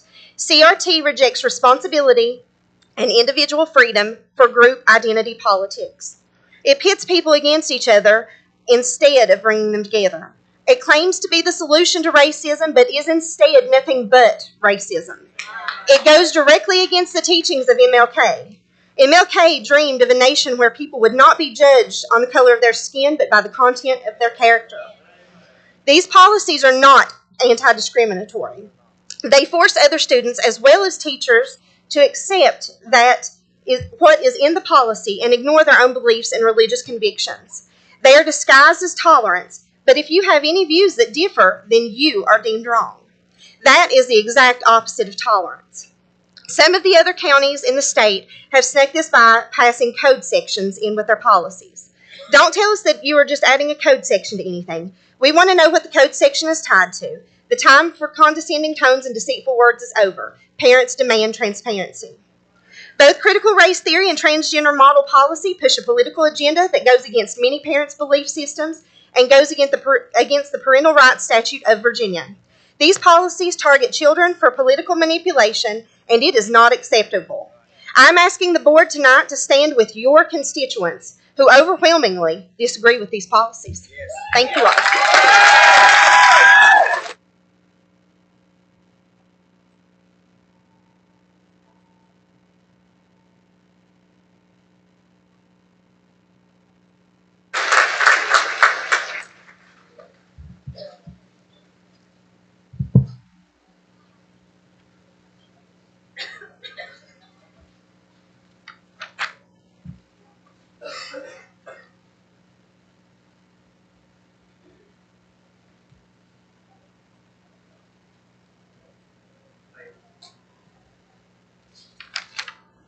Yeah, consent agenda, bills.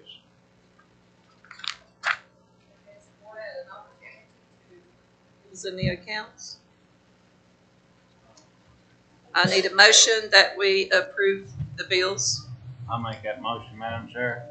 Thank you, Mr. Parsons. Do I have a second? I'll second that, Madam Chair. Thank you, Mr. Sacagawea.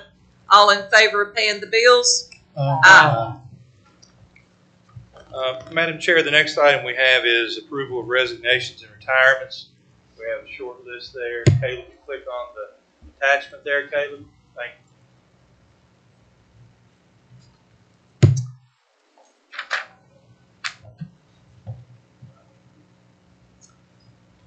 you. Okay. Need a I'll make a motion to accept these. Thank you, Mr. Gibson. Do I have a second? Second. Thank you, Mr. Parsons. Do we have all in favor? Aye. Thank you, Madam Chair. The next item is approval of personnel for the 21-22 school year. Again, empty list that Mr. Fletcher and Madam Clerk have been working on, but just thumb down through that, Caleb, if you would. That needs to be approved, Madam Chair, for the FY22 school year.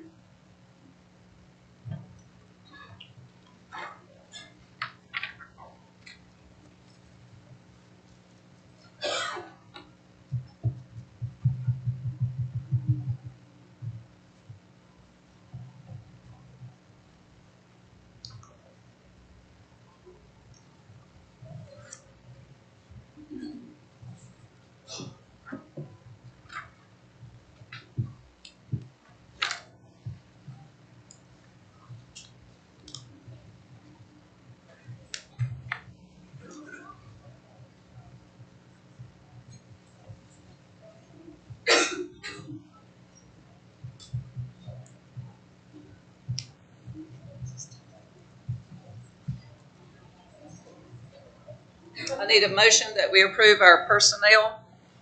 Madam Chair, I'll make the motion to approve all our personnel for the 2021-2022 school year. Thank you, Mr. Sakowicz. Do I have a second? I'll second that. Thank you, Mr. Ball. All in favor? Aye. Any opposed? Madam Chair, the fourth item for board's consideration, approval of new personnel transfers. Again, a list for the board's consideration.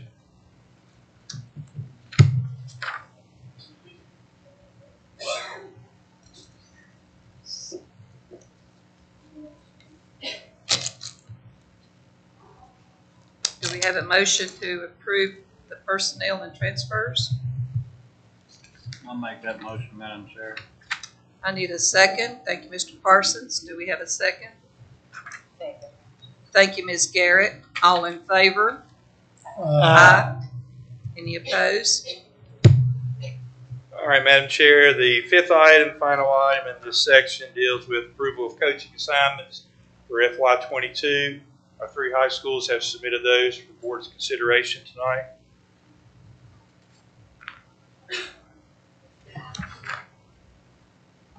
Do I have a motion that we approve our coaching assignments? So moved, Madam Chair. Thank you, Mr. Bostic. Do we have a second? I'll second that, Madam Chair. Thank you, Mr. Sakowicz. All in favor? Aye. Any opposed?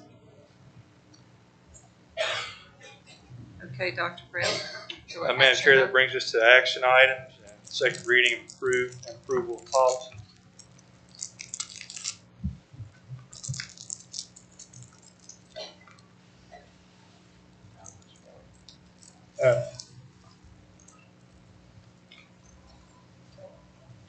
If I may, at last meeting, my understanding, we rejected the bill, Department of Education's transgender policy, and asked Ms. Patton to come up with something or to research it. Please give us an update. Okay. Yes, Mr. Gibson.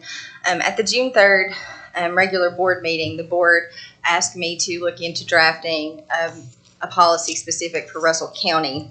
And in that process, I have researched federal law and Virginia state law. I've consulted with other legal counsels for local school boards in their area, and I've also consulted with Mr. Hetzler, who spoke with the, I want to say this right, Founding Freedoms Law Center.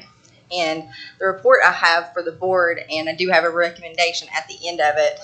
In all of this, I've reviewed everything that's out there so the board could have as much information as possible to make a decision on how the board wished to proceed. One of the things I did is I did look at other boards in our area to see what they were doing. Seven boards passed the VSBA policies. 2 boards had elected to go with their own policy. And as we stand today, there are, I'll just name them because I'm not sure I had the exact number in my head, Tazewell, Grayson, Madison County, and Franklin County at this point have decided that they have existing policies in place that already take care of the issues that have been brought to all school boards' attention in 22.1, 23.3. I want to start specifically with the Department of Education policies and my legal analysis of those as they have been presented to you. As legal counsel, I do have very significant, legitimate constitutional concerns with the way that those are written, and it would be my advice that the board does not adopt those as written and expressly reject those. When it came time to craft a policy, I started looking at existing policy to see what we have. And my advice to the school board is that you already have policies in place which do protect all students and protect and comply with all Virginia and federal law. And I do have a recommendation, a resolution for the board to pass. It is not a policy update. It's not a new policy.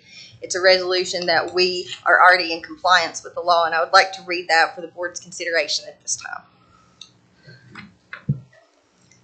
And I did collaborate with the Founding Freedoms Law Center in this, and so they were a part of some of the information that I got that I put in this resolution.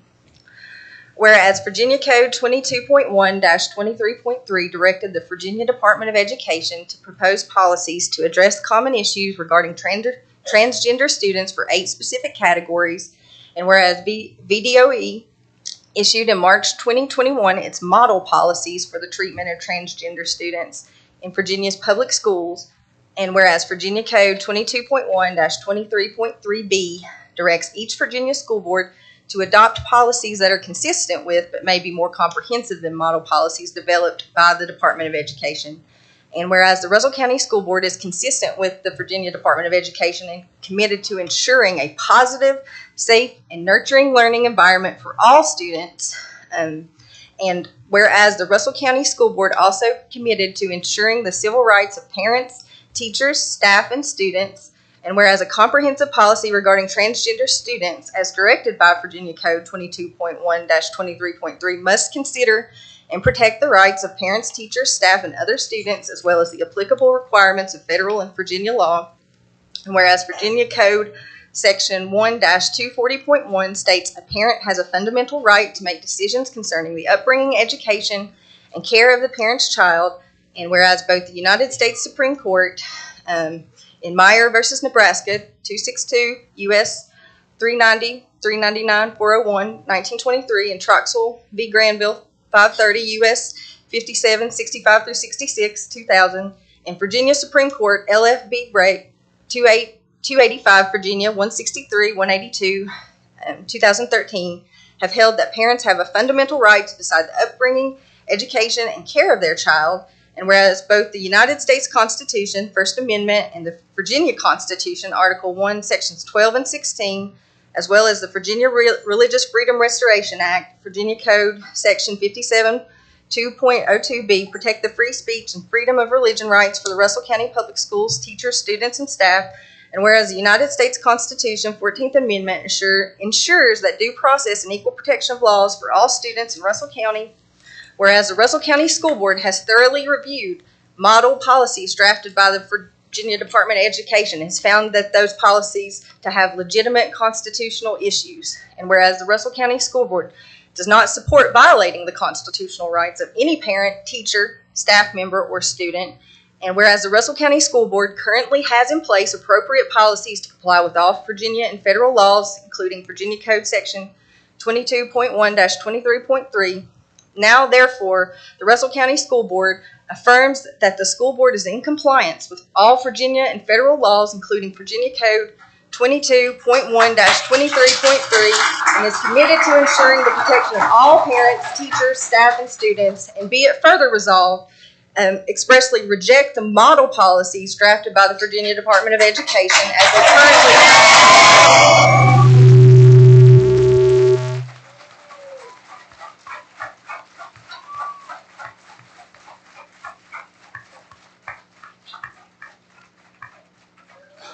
legitimate constitutional issues do not adequately address the practical implementation of such policies in the school system and would put the school board in the position of potentially violating multiple constitutional rights of students, parents, and employees.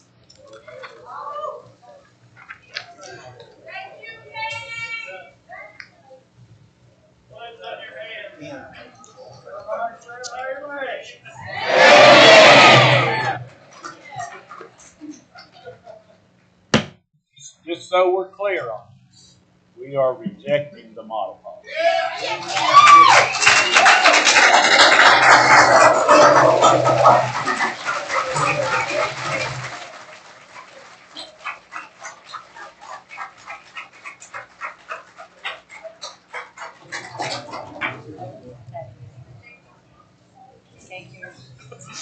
You would be rejecting the Virginia Department of Education's model policies.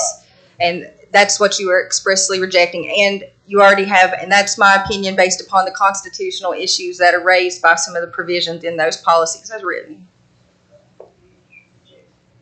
Thank you.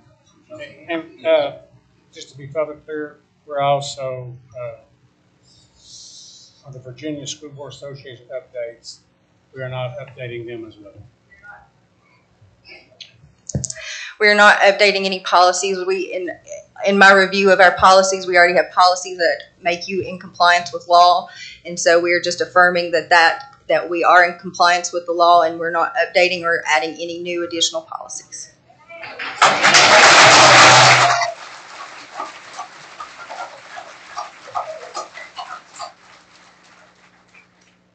Motion that we approve this resolution. Second. I have a motion made by Mr. Bob. A second by Mr. Gibson, that we adopt this board resolution. Russell County Schools has been in compliance, bullying, harassing. To my attention, we try to treat all students, try to give them the best education possible. Russell County Schools is in the business of education, and we're in the business of trying to keep every child safe while they're at school.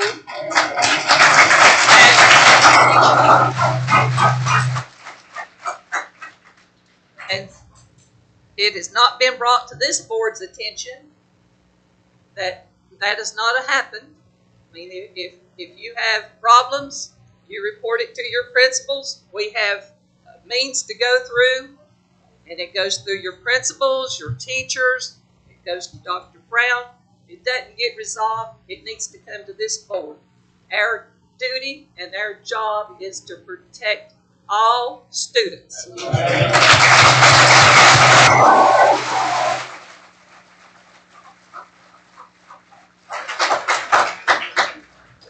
you have anything else you need to say, Dr. Brown? Ms. Patton? I'll need a roll call vote from our board, and I'll start with Mr. Sakawijan. Yes. Mr. Boston. Yes. Mr. Bob. Yes. Mr. Gibson. Yes. Mr. Parson. Yes, ma'am. And Ms. Garrett. Yes. And myself, proudly, yes. We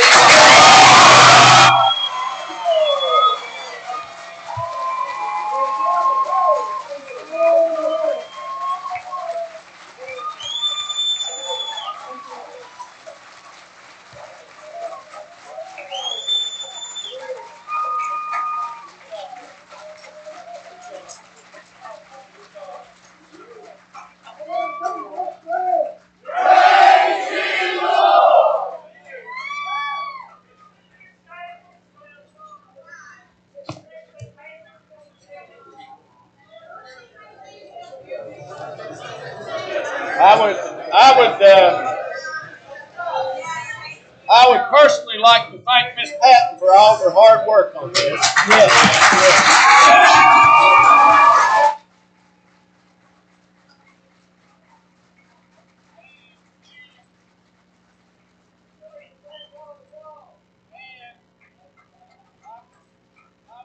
For Dr. Brown to elaborate on Russell County Schools policies on the critical race theory. Okay. In regards to critical race theory, over the pandemic, one of the things we've done is had many. Okay. Over the past 18 months during the pandemic, we've had weekly discussions with the state superintendent, and during that process, we've been able to, again, create a pretty close relationship to the point that he even allows superintendents to have his cell phone. We call him weekends and evenings and so forth, and he's really good to work with in regards to that. So I called Dr. Lane about a month ago, and I said, help me understand the critical race theory concept. And he said at that point in time, and to this day, that the critical race theory is not is not approved at the state level. It's not in any curriculum in the state of Virginia. Okay, any history classes, science classes, English, what have you, the critical race concept is not in any curriculum. that is provided by the state of Virginia. Well, we adopt the curriculum as provided by the state of Virginia. Therefore, in Russell County, we do not have critical race theory as a component of our curriculum. It is a local decision, and local school boards can recommend such. But, you know, my perception is that this board has no interest in it, nor do I. So to help clarify,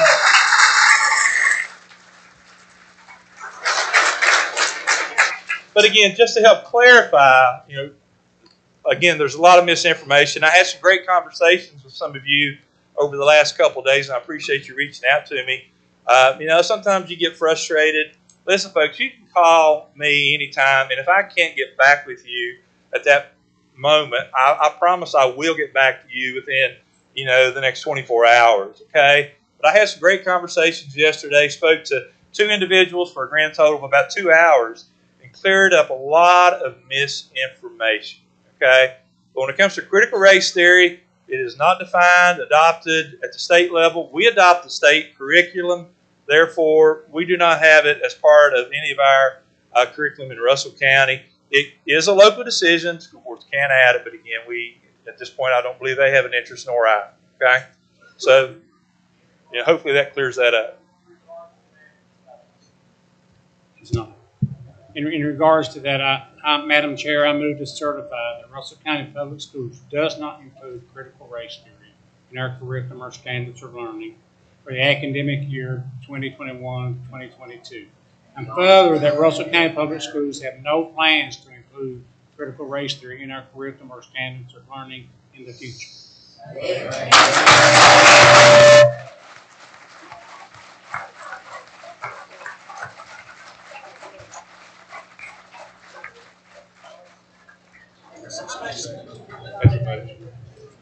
Thank you, Mr. Gibson. I need a second. I second that.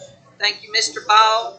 We have a motion and a second that Russell County Public Schools does not include critical race theory in our curriculum. We'll take a poll vote. Mr. Sakowicz. I agree, yes. Mr. Bostic. Yes. Mr. Ball. Yes. And Mr. Gibson. Yes. Mr. Parsons. Yes. And Ms. Garrett. Yes. And myself, yes. Dr. Brown, that takes us down, I guess, to our Title I, Title II, Title III, and Title IV. Well, actually, Madam Chair, or you need to decide? Yeah, there's prior to that. I got you. The first item I had was approval of policies as presented. With that being said, we still have other policies above and beyond the ones that we've been speaking of. So I would ask board's approval to recommend. I ask the board to approve the policies as presented, with the exception of those aforementioned policies: AC, AD, AE, CH, GCL, IA, AG, IJB, IJ, JFC, JFHA/GBA, and JOA are traditional policies. These are our traditional policies, and this is of second reading. And I will need a motion So moved, Madam and Chair. a second to approve these. Do I have a motion? So moved, Madam Chair. Thank you, Mr. Bostic. Do we have a second? I just want to clarify the policies that we are voting on, with the exception of are the ones that have the 22.1-23. They have no reference to those. They have no reference to that. They have no reference to So the ones we approve do not have any reference to that. That is correct, Mr. Gibson. And I'll second the motion. We have a motion and we have a second to approve the second reading of the policies. All in favor? Or we can take a poll vote. Mr. Sakowicz. Yes. Mr. Bostic. Yes. Mr. Ball. Yes. Mr. Gibson. Yes. Mr. Parsons. Yes. And Ms. Garrett. Yes. And myself is yes. Thank you, Madam Chair. The next item we have is approval of our title programming. Ms. Rita Street does a tremendous job with the professional development training, application, monitoring and so forth of these programs. This is a required annual approval. And I have went and broken down the monies that we're speaking of when it comes to our title programming being federal money. With that being said, you see that we have about $1.5 million worth of title funds altogether. With that being said, Madam Chair, we need the board to approve such. We've submitted these. After approval, we'll amend the applications to indicate the board's approved. Thank you, Dr. Brown. Do I have a motion from a board member that we? I'll make a motion, Madam Chair. Thank you, Mr. Parsons. Do I have a second? Thank you, Ms. Garrett. This is motion made and second to approve Title I, Title II, Title III, and Title IV applications for Russell County Schools. All in favor? Aye. Madam Chair, Yes. if I can, before they leave, I want to thank Crystal Hassler, Todd Gackey, and the rest of the Family Foundation organizations for the work they've helped us and for making 2 trips from Excuse Richmond. me. Please give respect to the board. This may be a little boring to you, but it is definitely business that we need to take care of. And please let Mr. Gibson address the crowd. I was just thanking the Family Foundation, their legal counsel, for making 2 trips to Russell County from Richmond to address us about the serious concerns we have. Plus, we will be following your legal action closely. All right.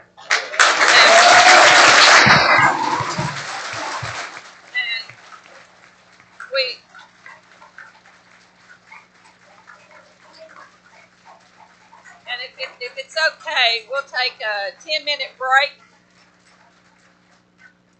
If it's okay, we'll take a 10-minute break, and I know everybody's been in here probably since 5 o'clock or whatever, sitting and maybe getting tired, so if you want to stand up, stretch or something for about 10 minutes, and we'll get finished. Thank you for coming.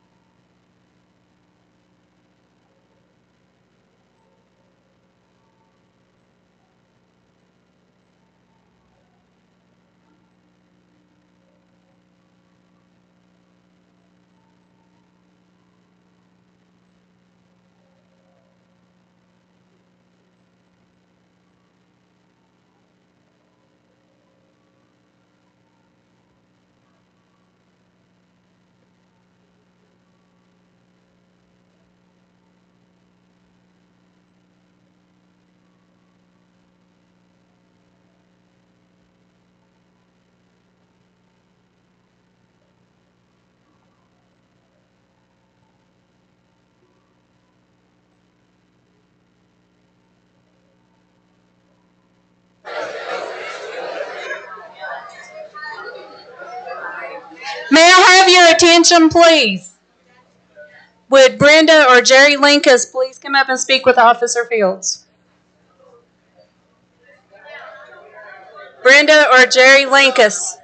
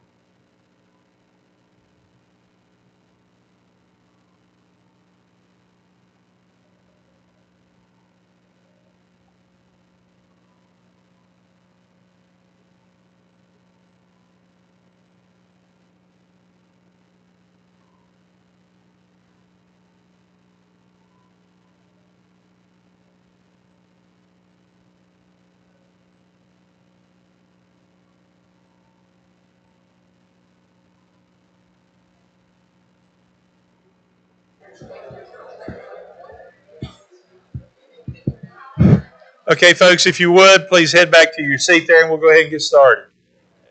Hey, I appreciate you. Well, I may have called not. Have an hour, 10 minutes. Same thing. Good questions. Good conversation. I appreciate you getting on the call. Okay. I was just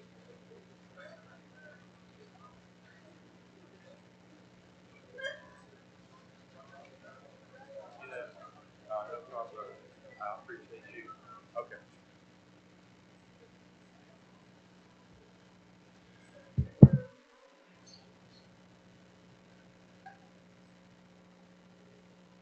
What's number 3 in your page? Maybe the UFOs.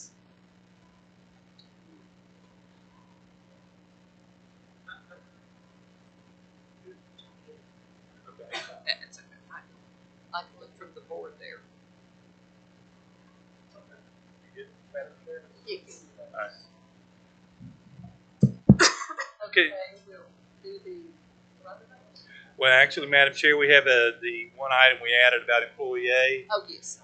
This will be the last action item, and then we'll go into the information. Action item, Madam Chair, number 3, recommendation for employee A to go from being on administrative leave with pay to administrative leave without pay until resolution of that employee's issue. Okay.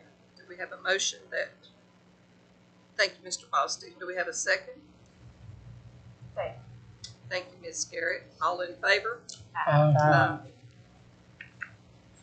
All right, Madam Chair, information items. We have our coronavirus update. Hopefully this might be our last one. I can't swear to that, but again, things are improving. We do have, since our last meeting, the end of the emergency declaration, state of emergency in Virginia. Also, the timetable on Executive Order 79, that was extinguished as well. The only thing we have in place right now is a order from the Commissioner of Health, Dr. Oliver, to state level. He does have the mask mandate for inside public schools. That actually expires on the 25th, which is on a Sunday. So for our students, the 23rd, which would be next Friday. So a week from tomorrow, all orders that are in place will expire. Again, the Zoom conversation that we had with the state superintendent on Tuesday, he shared that at this point in time, there is no expectation of mitigation plan requirements for public schools in the state of Virginia for the FY22 school year, again, at this time. So we'll keep our fingers crossed and move forward. But next Friday will be the end of any executive order or order from the actually the health commission. So you say no mask and no social distancing after that, No, unless they do something else. Right, unless the conditions worsen. The information that we received from CDC right now recommends things like 3-foot social distancing. That's not an issue for us. Again, we're back to hosting events that have 500 people. So, without masks. Madam Chair, that's it for the coronavirus update at this time. Our sales tax for the month of June was $456,870.96. Thank you, Dr. Brown. Board had the opportunity to look at maintenance and expenditures. Yes, ma'am. Future agenda, Dr. Brown. Madam Chair, we'll have some recognitions for our next board meeting. Again, we moved those things we had planned for tonight to the August board meeting. In regards to this, is a little, I guess, premature, but in regards to our next board meeting, Madam Chair, since we had to move this board meeting 2 weeks, I'd recommend moving 1 week for August to get us back on cycle. So I believe that's August 7th.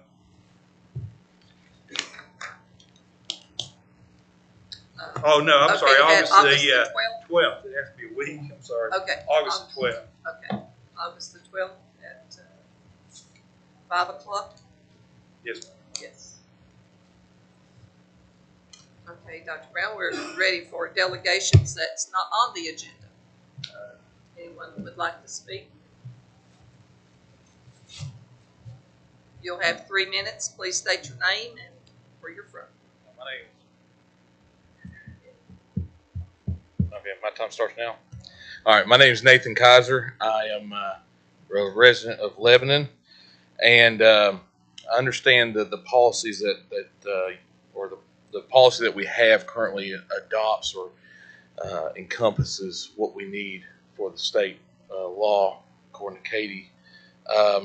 My issue is the state law actually says that students participating in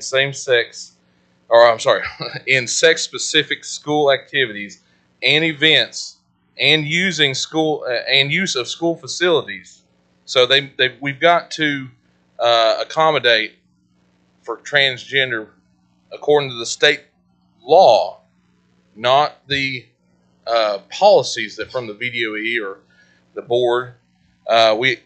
Katie is, I think, saying that our policies currently are broad enough to encompass this. My curiosity is killing me here. How in the world are we going to accommodate sex-specific facilities for transgenders? Because it sounds like to me it's exactly the same as what we're all in here tonight for. It sounds exactly the same. And I applaud you all for taking a stand, not adopting the VDOE and the other boards' codes, because they were, as to Katie's point, they were atrocious, very likely violating constitutional rights. But at the same token, I know we got the best we could get probably, but it's not good enough. It's just not good enough. From what everybody said in here that believes in Christ, believes in God, and believes in having values, it's not good enough. It's just not good enough.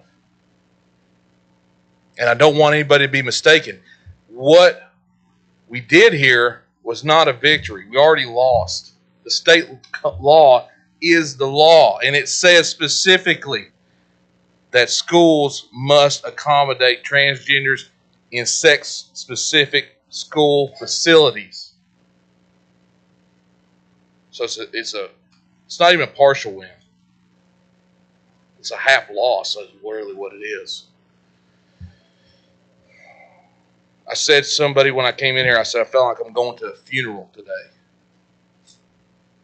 Our country is corrupted by progressivism, and this is just another example of it.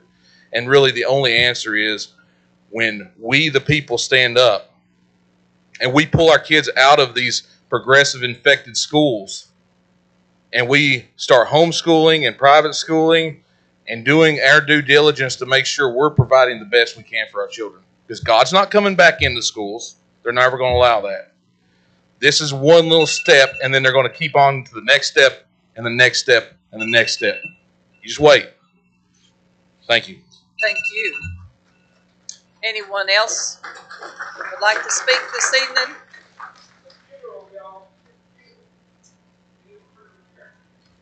Sorry, I just wanted to publicly thank you all. I want to thank the board. I want to thank Dr. Brown, Katie, Mr. Fletcher, the Family Foundation, the Founding Freedoms Law Center, the community, the churches, and all the people who spoke out today. I appreciate it. Thank you.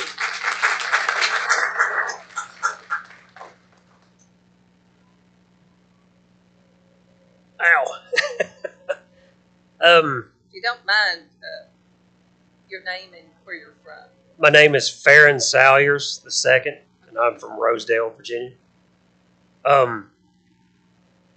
When I grew up, my father taught me that it was okay to lust after women.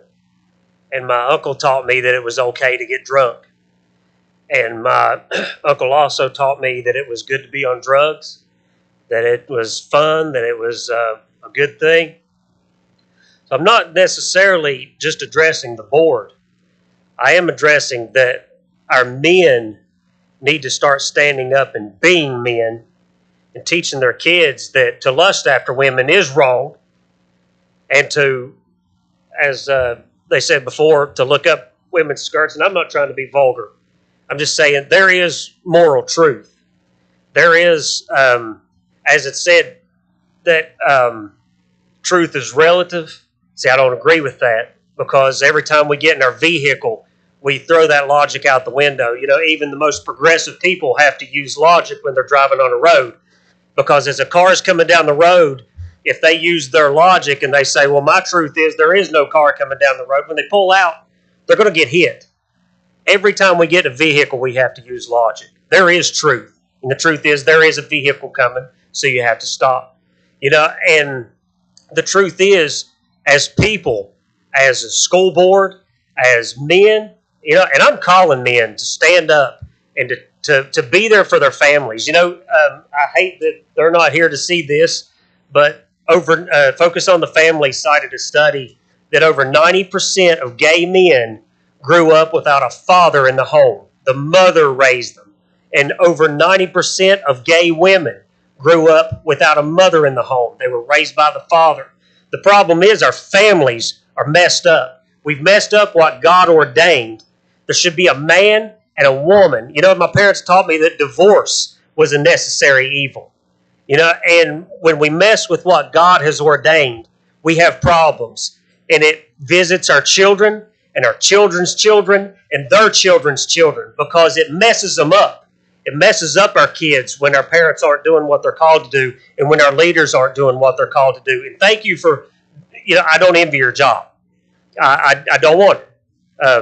I appreciate it. But I do want to stand for truth. And I'm thankful that you guys stand for truth. And I encourage you to. And the truth is that there are consequences to ideas. People are equal and ideas are not. You know, we can lay all of our ideas on the table. It doesn't mean we need to berate each other over how we look or whatever else. But, you know, ideas are separated out, and what works, works, and what doesn't. So I appreciate your coming.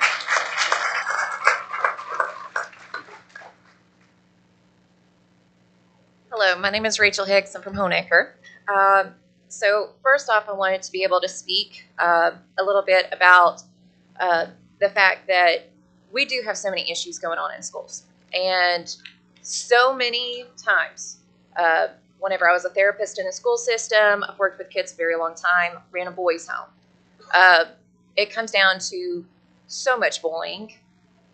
Kids are so wrapped up in their coursework. We push so much coursework on these kids. They don't know how to socialize. They do not have physical activities hardly at all.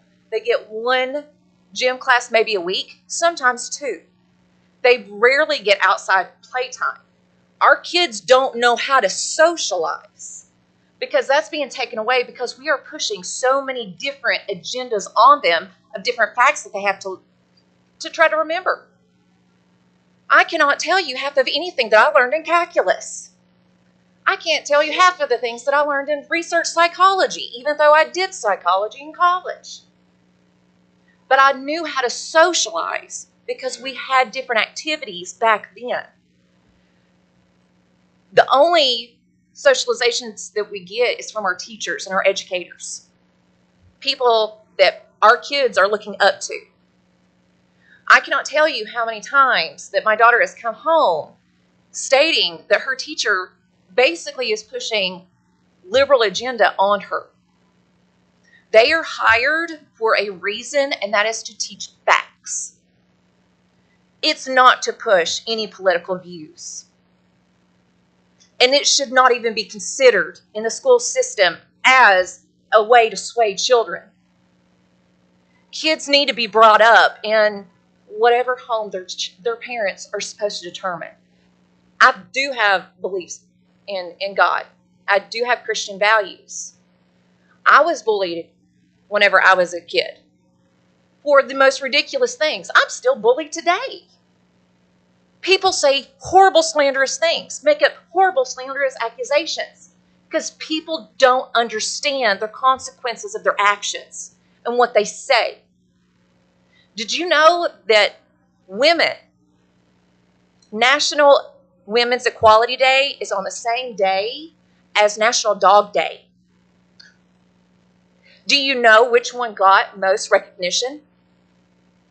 Dogs. Yeah. We were able to get the right to vote, but here's my dog. People don't know how to socialize. This is still a good old boy system. We are a very small rural town. But I encourage you, look into more physical activities, more counseling, more cognitive behavioral techniques in the school systems, and keep the politics out of it. Our kids need to socialize. Thank you. Thank you.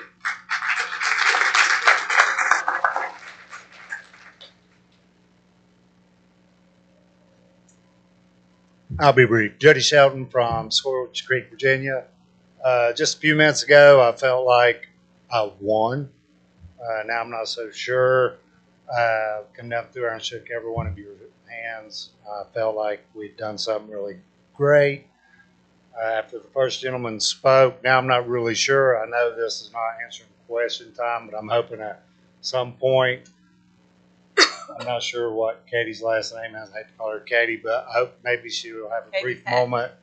Miss Patton, I hope Miss Patton may have a minute to maybe speak on what was said to kind of clarify that. So I'll leave here knowing if I won or if I was hornswoggled. Thank you. Thank you.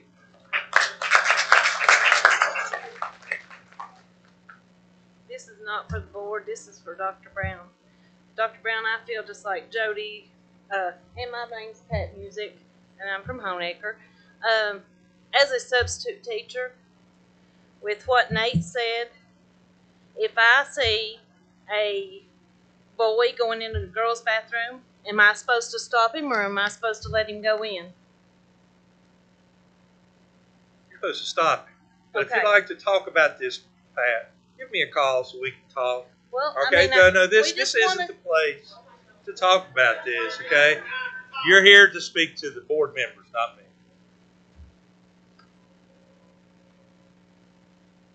My name is Sandy Hess. I'm from Swords Creek. I know a lot of you personally, and first of all, I'd like to thank you so much for the job you did tonight. I know tonight had to be horrific for you, and we really appreciate the courage that you had to come out and understand. But I myself, like the other two, if this is not a place that we can, because I've never spoken at a school board meeting, so I don't know. If this is not a question answer time, is there a way that we can get a list of questions? Because to be honest, I don't know what the state policy allows and what it doesn't. So I would like to know if we can submit a list of questions that we want clarification on from the board. I mean, I had the model policy. I read the model policy. I understand what stuff was being added to the policy. Excuse me. And I am glad that the board chose not to adopt that model policy. I appreciate that. And the way our schools have been run, apparently there's not that much of a problem with this until the model policy came down. So I want to be reassured that what the policy that's in place right now that we are going to have to go by, meets the standards that it needs to be. So is that a way that we can submit a list of questions to get clarification on? Sure. I mean, I can read legal jargon all day. I want plain. I spent 2 hours yesterday speaking to 2 people. They called me, had a great conversation, answered their questions. I spoke to another lady today before I came over, about 20 minutes, and answered her questions. And as Katie will share, in these meetings, it's one directional. You share your concerns with the board. Right. And then they may direct Katie or me to do something. And that's my question. How do we Sure. submit a list of questions that we need clarified? You can email me. You can call me if you have the questions readily available. Okay. Any of that's fine.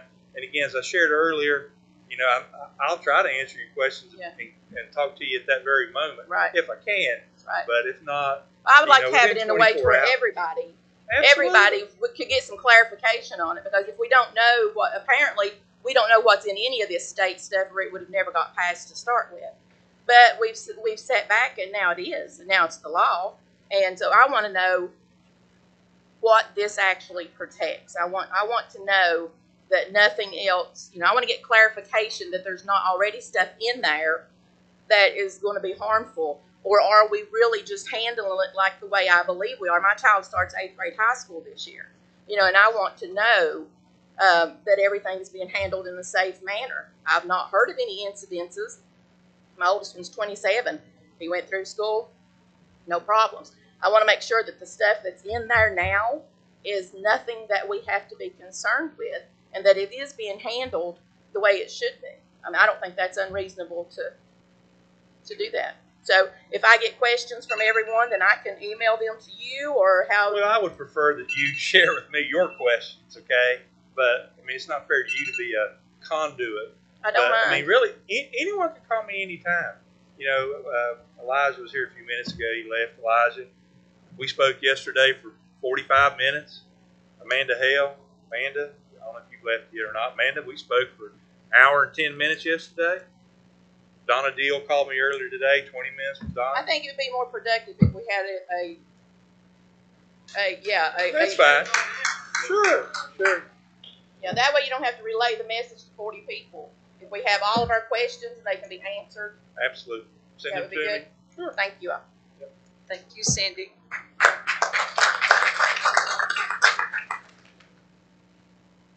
Anyone else?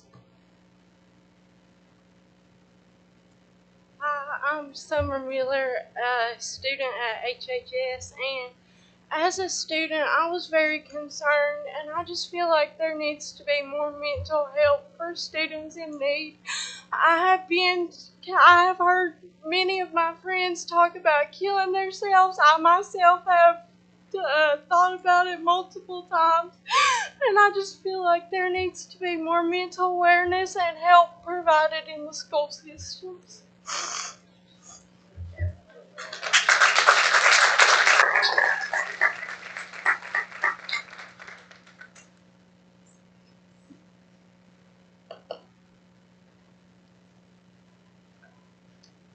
Madam Chair, just a brief moment.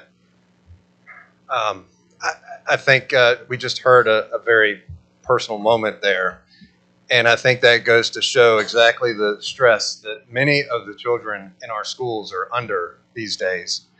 And I'm so thankful that y'all have said no to some policies that may have created some more challenges for schools, for administrators, for teachers, because our children do need our help. They need adults to stand up. And I think that the resolution that was passed today says no to some policies that may have caused problems. I understand there's existing policies, and if there are challenges, then you can work through those. If there's deficiencies in certain areas. But I think today is a good day for Russell County and for the parents and the citizens today, because a bold move was made to say we believe in our ability to pass policies that are good for the people of Russell County, and we don't need Richmond's policies. We can do it ourselves. And so I'm almost at a loss for words. So I'm very appreciative of the time that you've allowed for us to come here and speak, and for the gracious people of Russell County. So thank you for your time.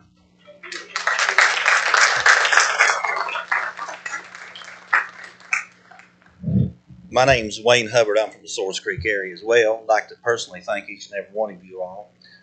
Kip especially attentively listened to my concerns, and I appreciate it. He was a genuine concern and genuine heartfelt, and I thank that. Thank you for that, brother. And I'd like to thank these two gentlemen that came down from Richmond as well. I remember seeing the one gentleman at the last school board meeting.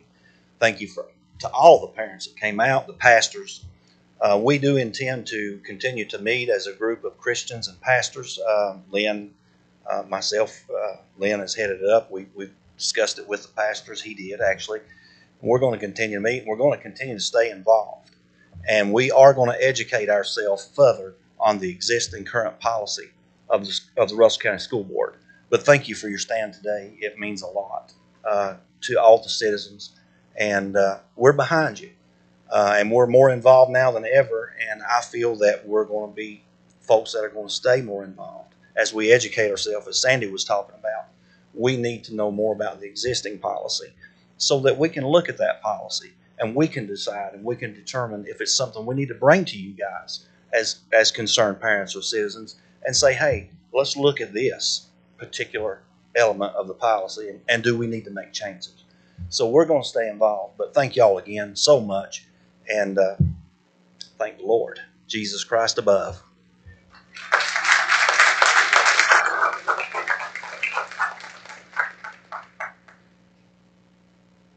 Do we have anyone else that would want to address the board this evening?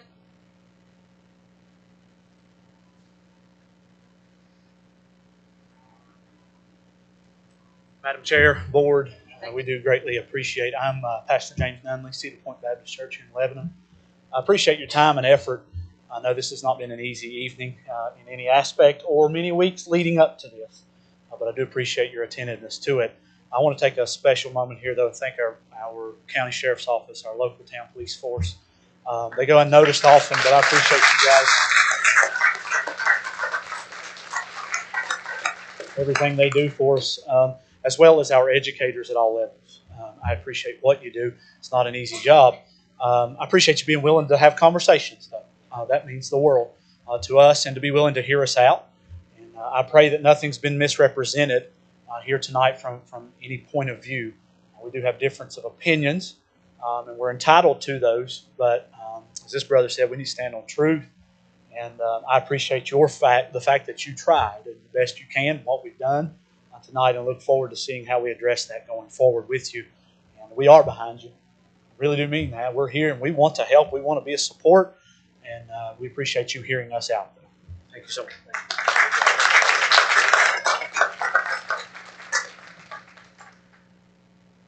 Is there anyone else that needs to address the board tonight? And the board would definitely want to appreciate Mr. Steve Dye, our sheriff, and all of his fine deputies. And we really don't appreciate the job that they go to every day.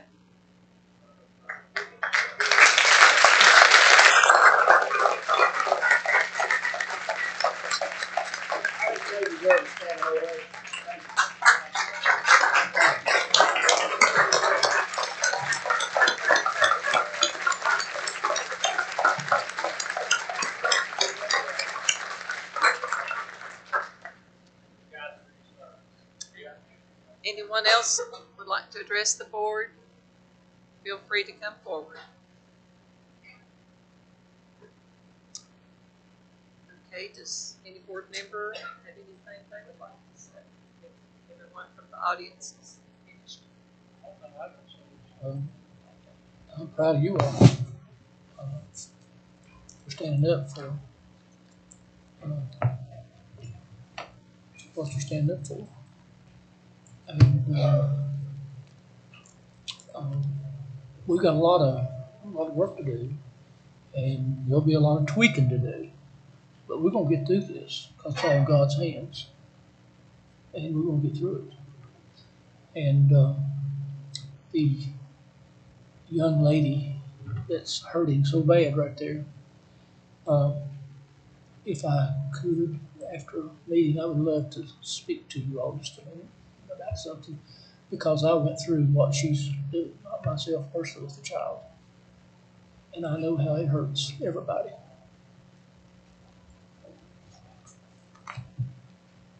Thank you, Mr. Bostic. Does anyone else have anything as a board member? I'd like to thank each and every one of you for coming out. We're proud of you, and we're glad that we have your support. If you have any problems or anything, get in touch. And I'd like to thank y'all too, and for getting behind us, rallying with us, trying to take care of this. make sure everybody's safe and everybody is taken care of. We appreciate y'all so much. Yes.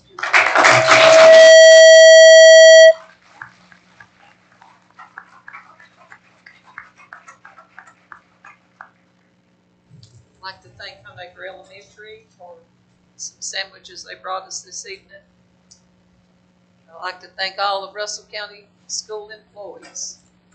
I would like to recognize them out of 132 counties in the state of Virginia when we were able to get before COVID and all this confusion and all this epidemic. We were getting true testing, Dr. Brown. We rated number 12. 12th in the state. 12th in the state. And that is because our students are getting what they need at Russell County schools. That speaks to our teachers and our employees that go out there every day. I don't care what you do. You drive the bus, if you're a cafeteria employee, if you keep the school clean, whatever you do, you're contributing to that 12th in the state. And I am proud of each and every one of them.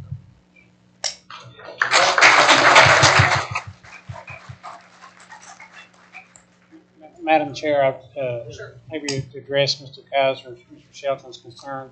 It's my understanding that we didn't change, anything that a boy cannot go in a girl's bathroom in Russell County. It's my understanding. And this resolution is just take this free speech and religious freedom rights for Russell County public school teachers, students, and staff, which will include, in my opinion, the pronoun issue and all that, that should not change. It should not be forced upon anyone. That's my understanding of what we passed tonight. Now, this may rear its head again. I think a lot depends on November. We'll just pray and see what happens. One of the things I made, Madam Chair, Yes. all you guys have told me, we y'all's behind us and you're going to support us with money, we may be calling on you. I'd like to say that, I agree with you. It seems like a victory, but it's not over. Don't nobody think that it's over. We may have dodged a bullet, but there's still a fight. We as a community need to stand up. And I think the fight's not here in Russell County. The fight's in Richmond. In Washington, D.C.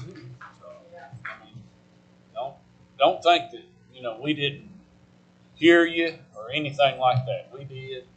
And, we appreciate you, but it's not over with. Don't think it is. It's got to start somewhere. We appreciate it. Y'all have to help us. Well, like I said, Stay involved.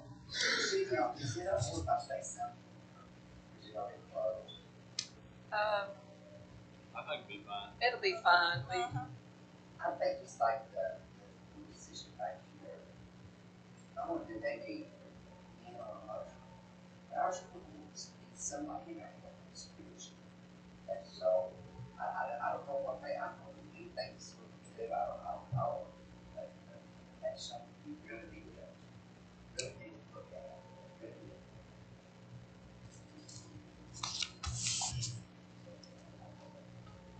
Since we are moving the board meeting from normal time, we'll need a motion that we meet on August 12th. So many. Okay. Thank you, Mr. Gibson, and I'll need a second. Thank you, Mr. Parsons, and all in favor of meeting date of August the 12th at 5 o'clock. So moved. Okay. Yes. Okay. So moved up. Do you have anything else, Dr. Brown? No, Madam Chair. Okay, we'll make a motion that, I'll make a motion to adjourn, Madam Chair. thank you, and second. I'll say. Thank you, Mr. Ball, all in favor. Aye. Please be safe going home, and thank you for coming. Thank you.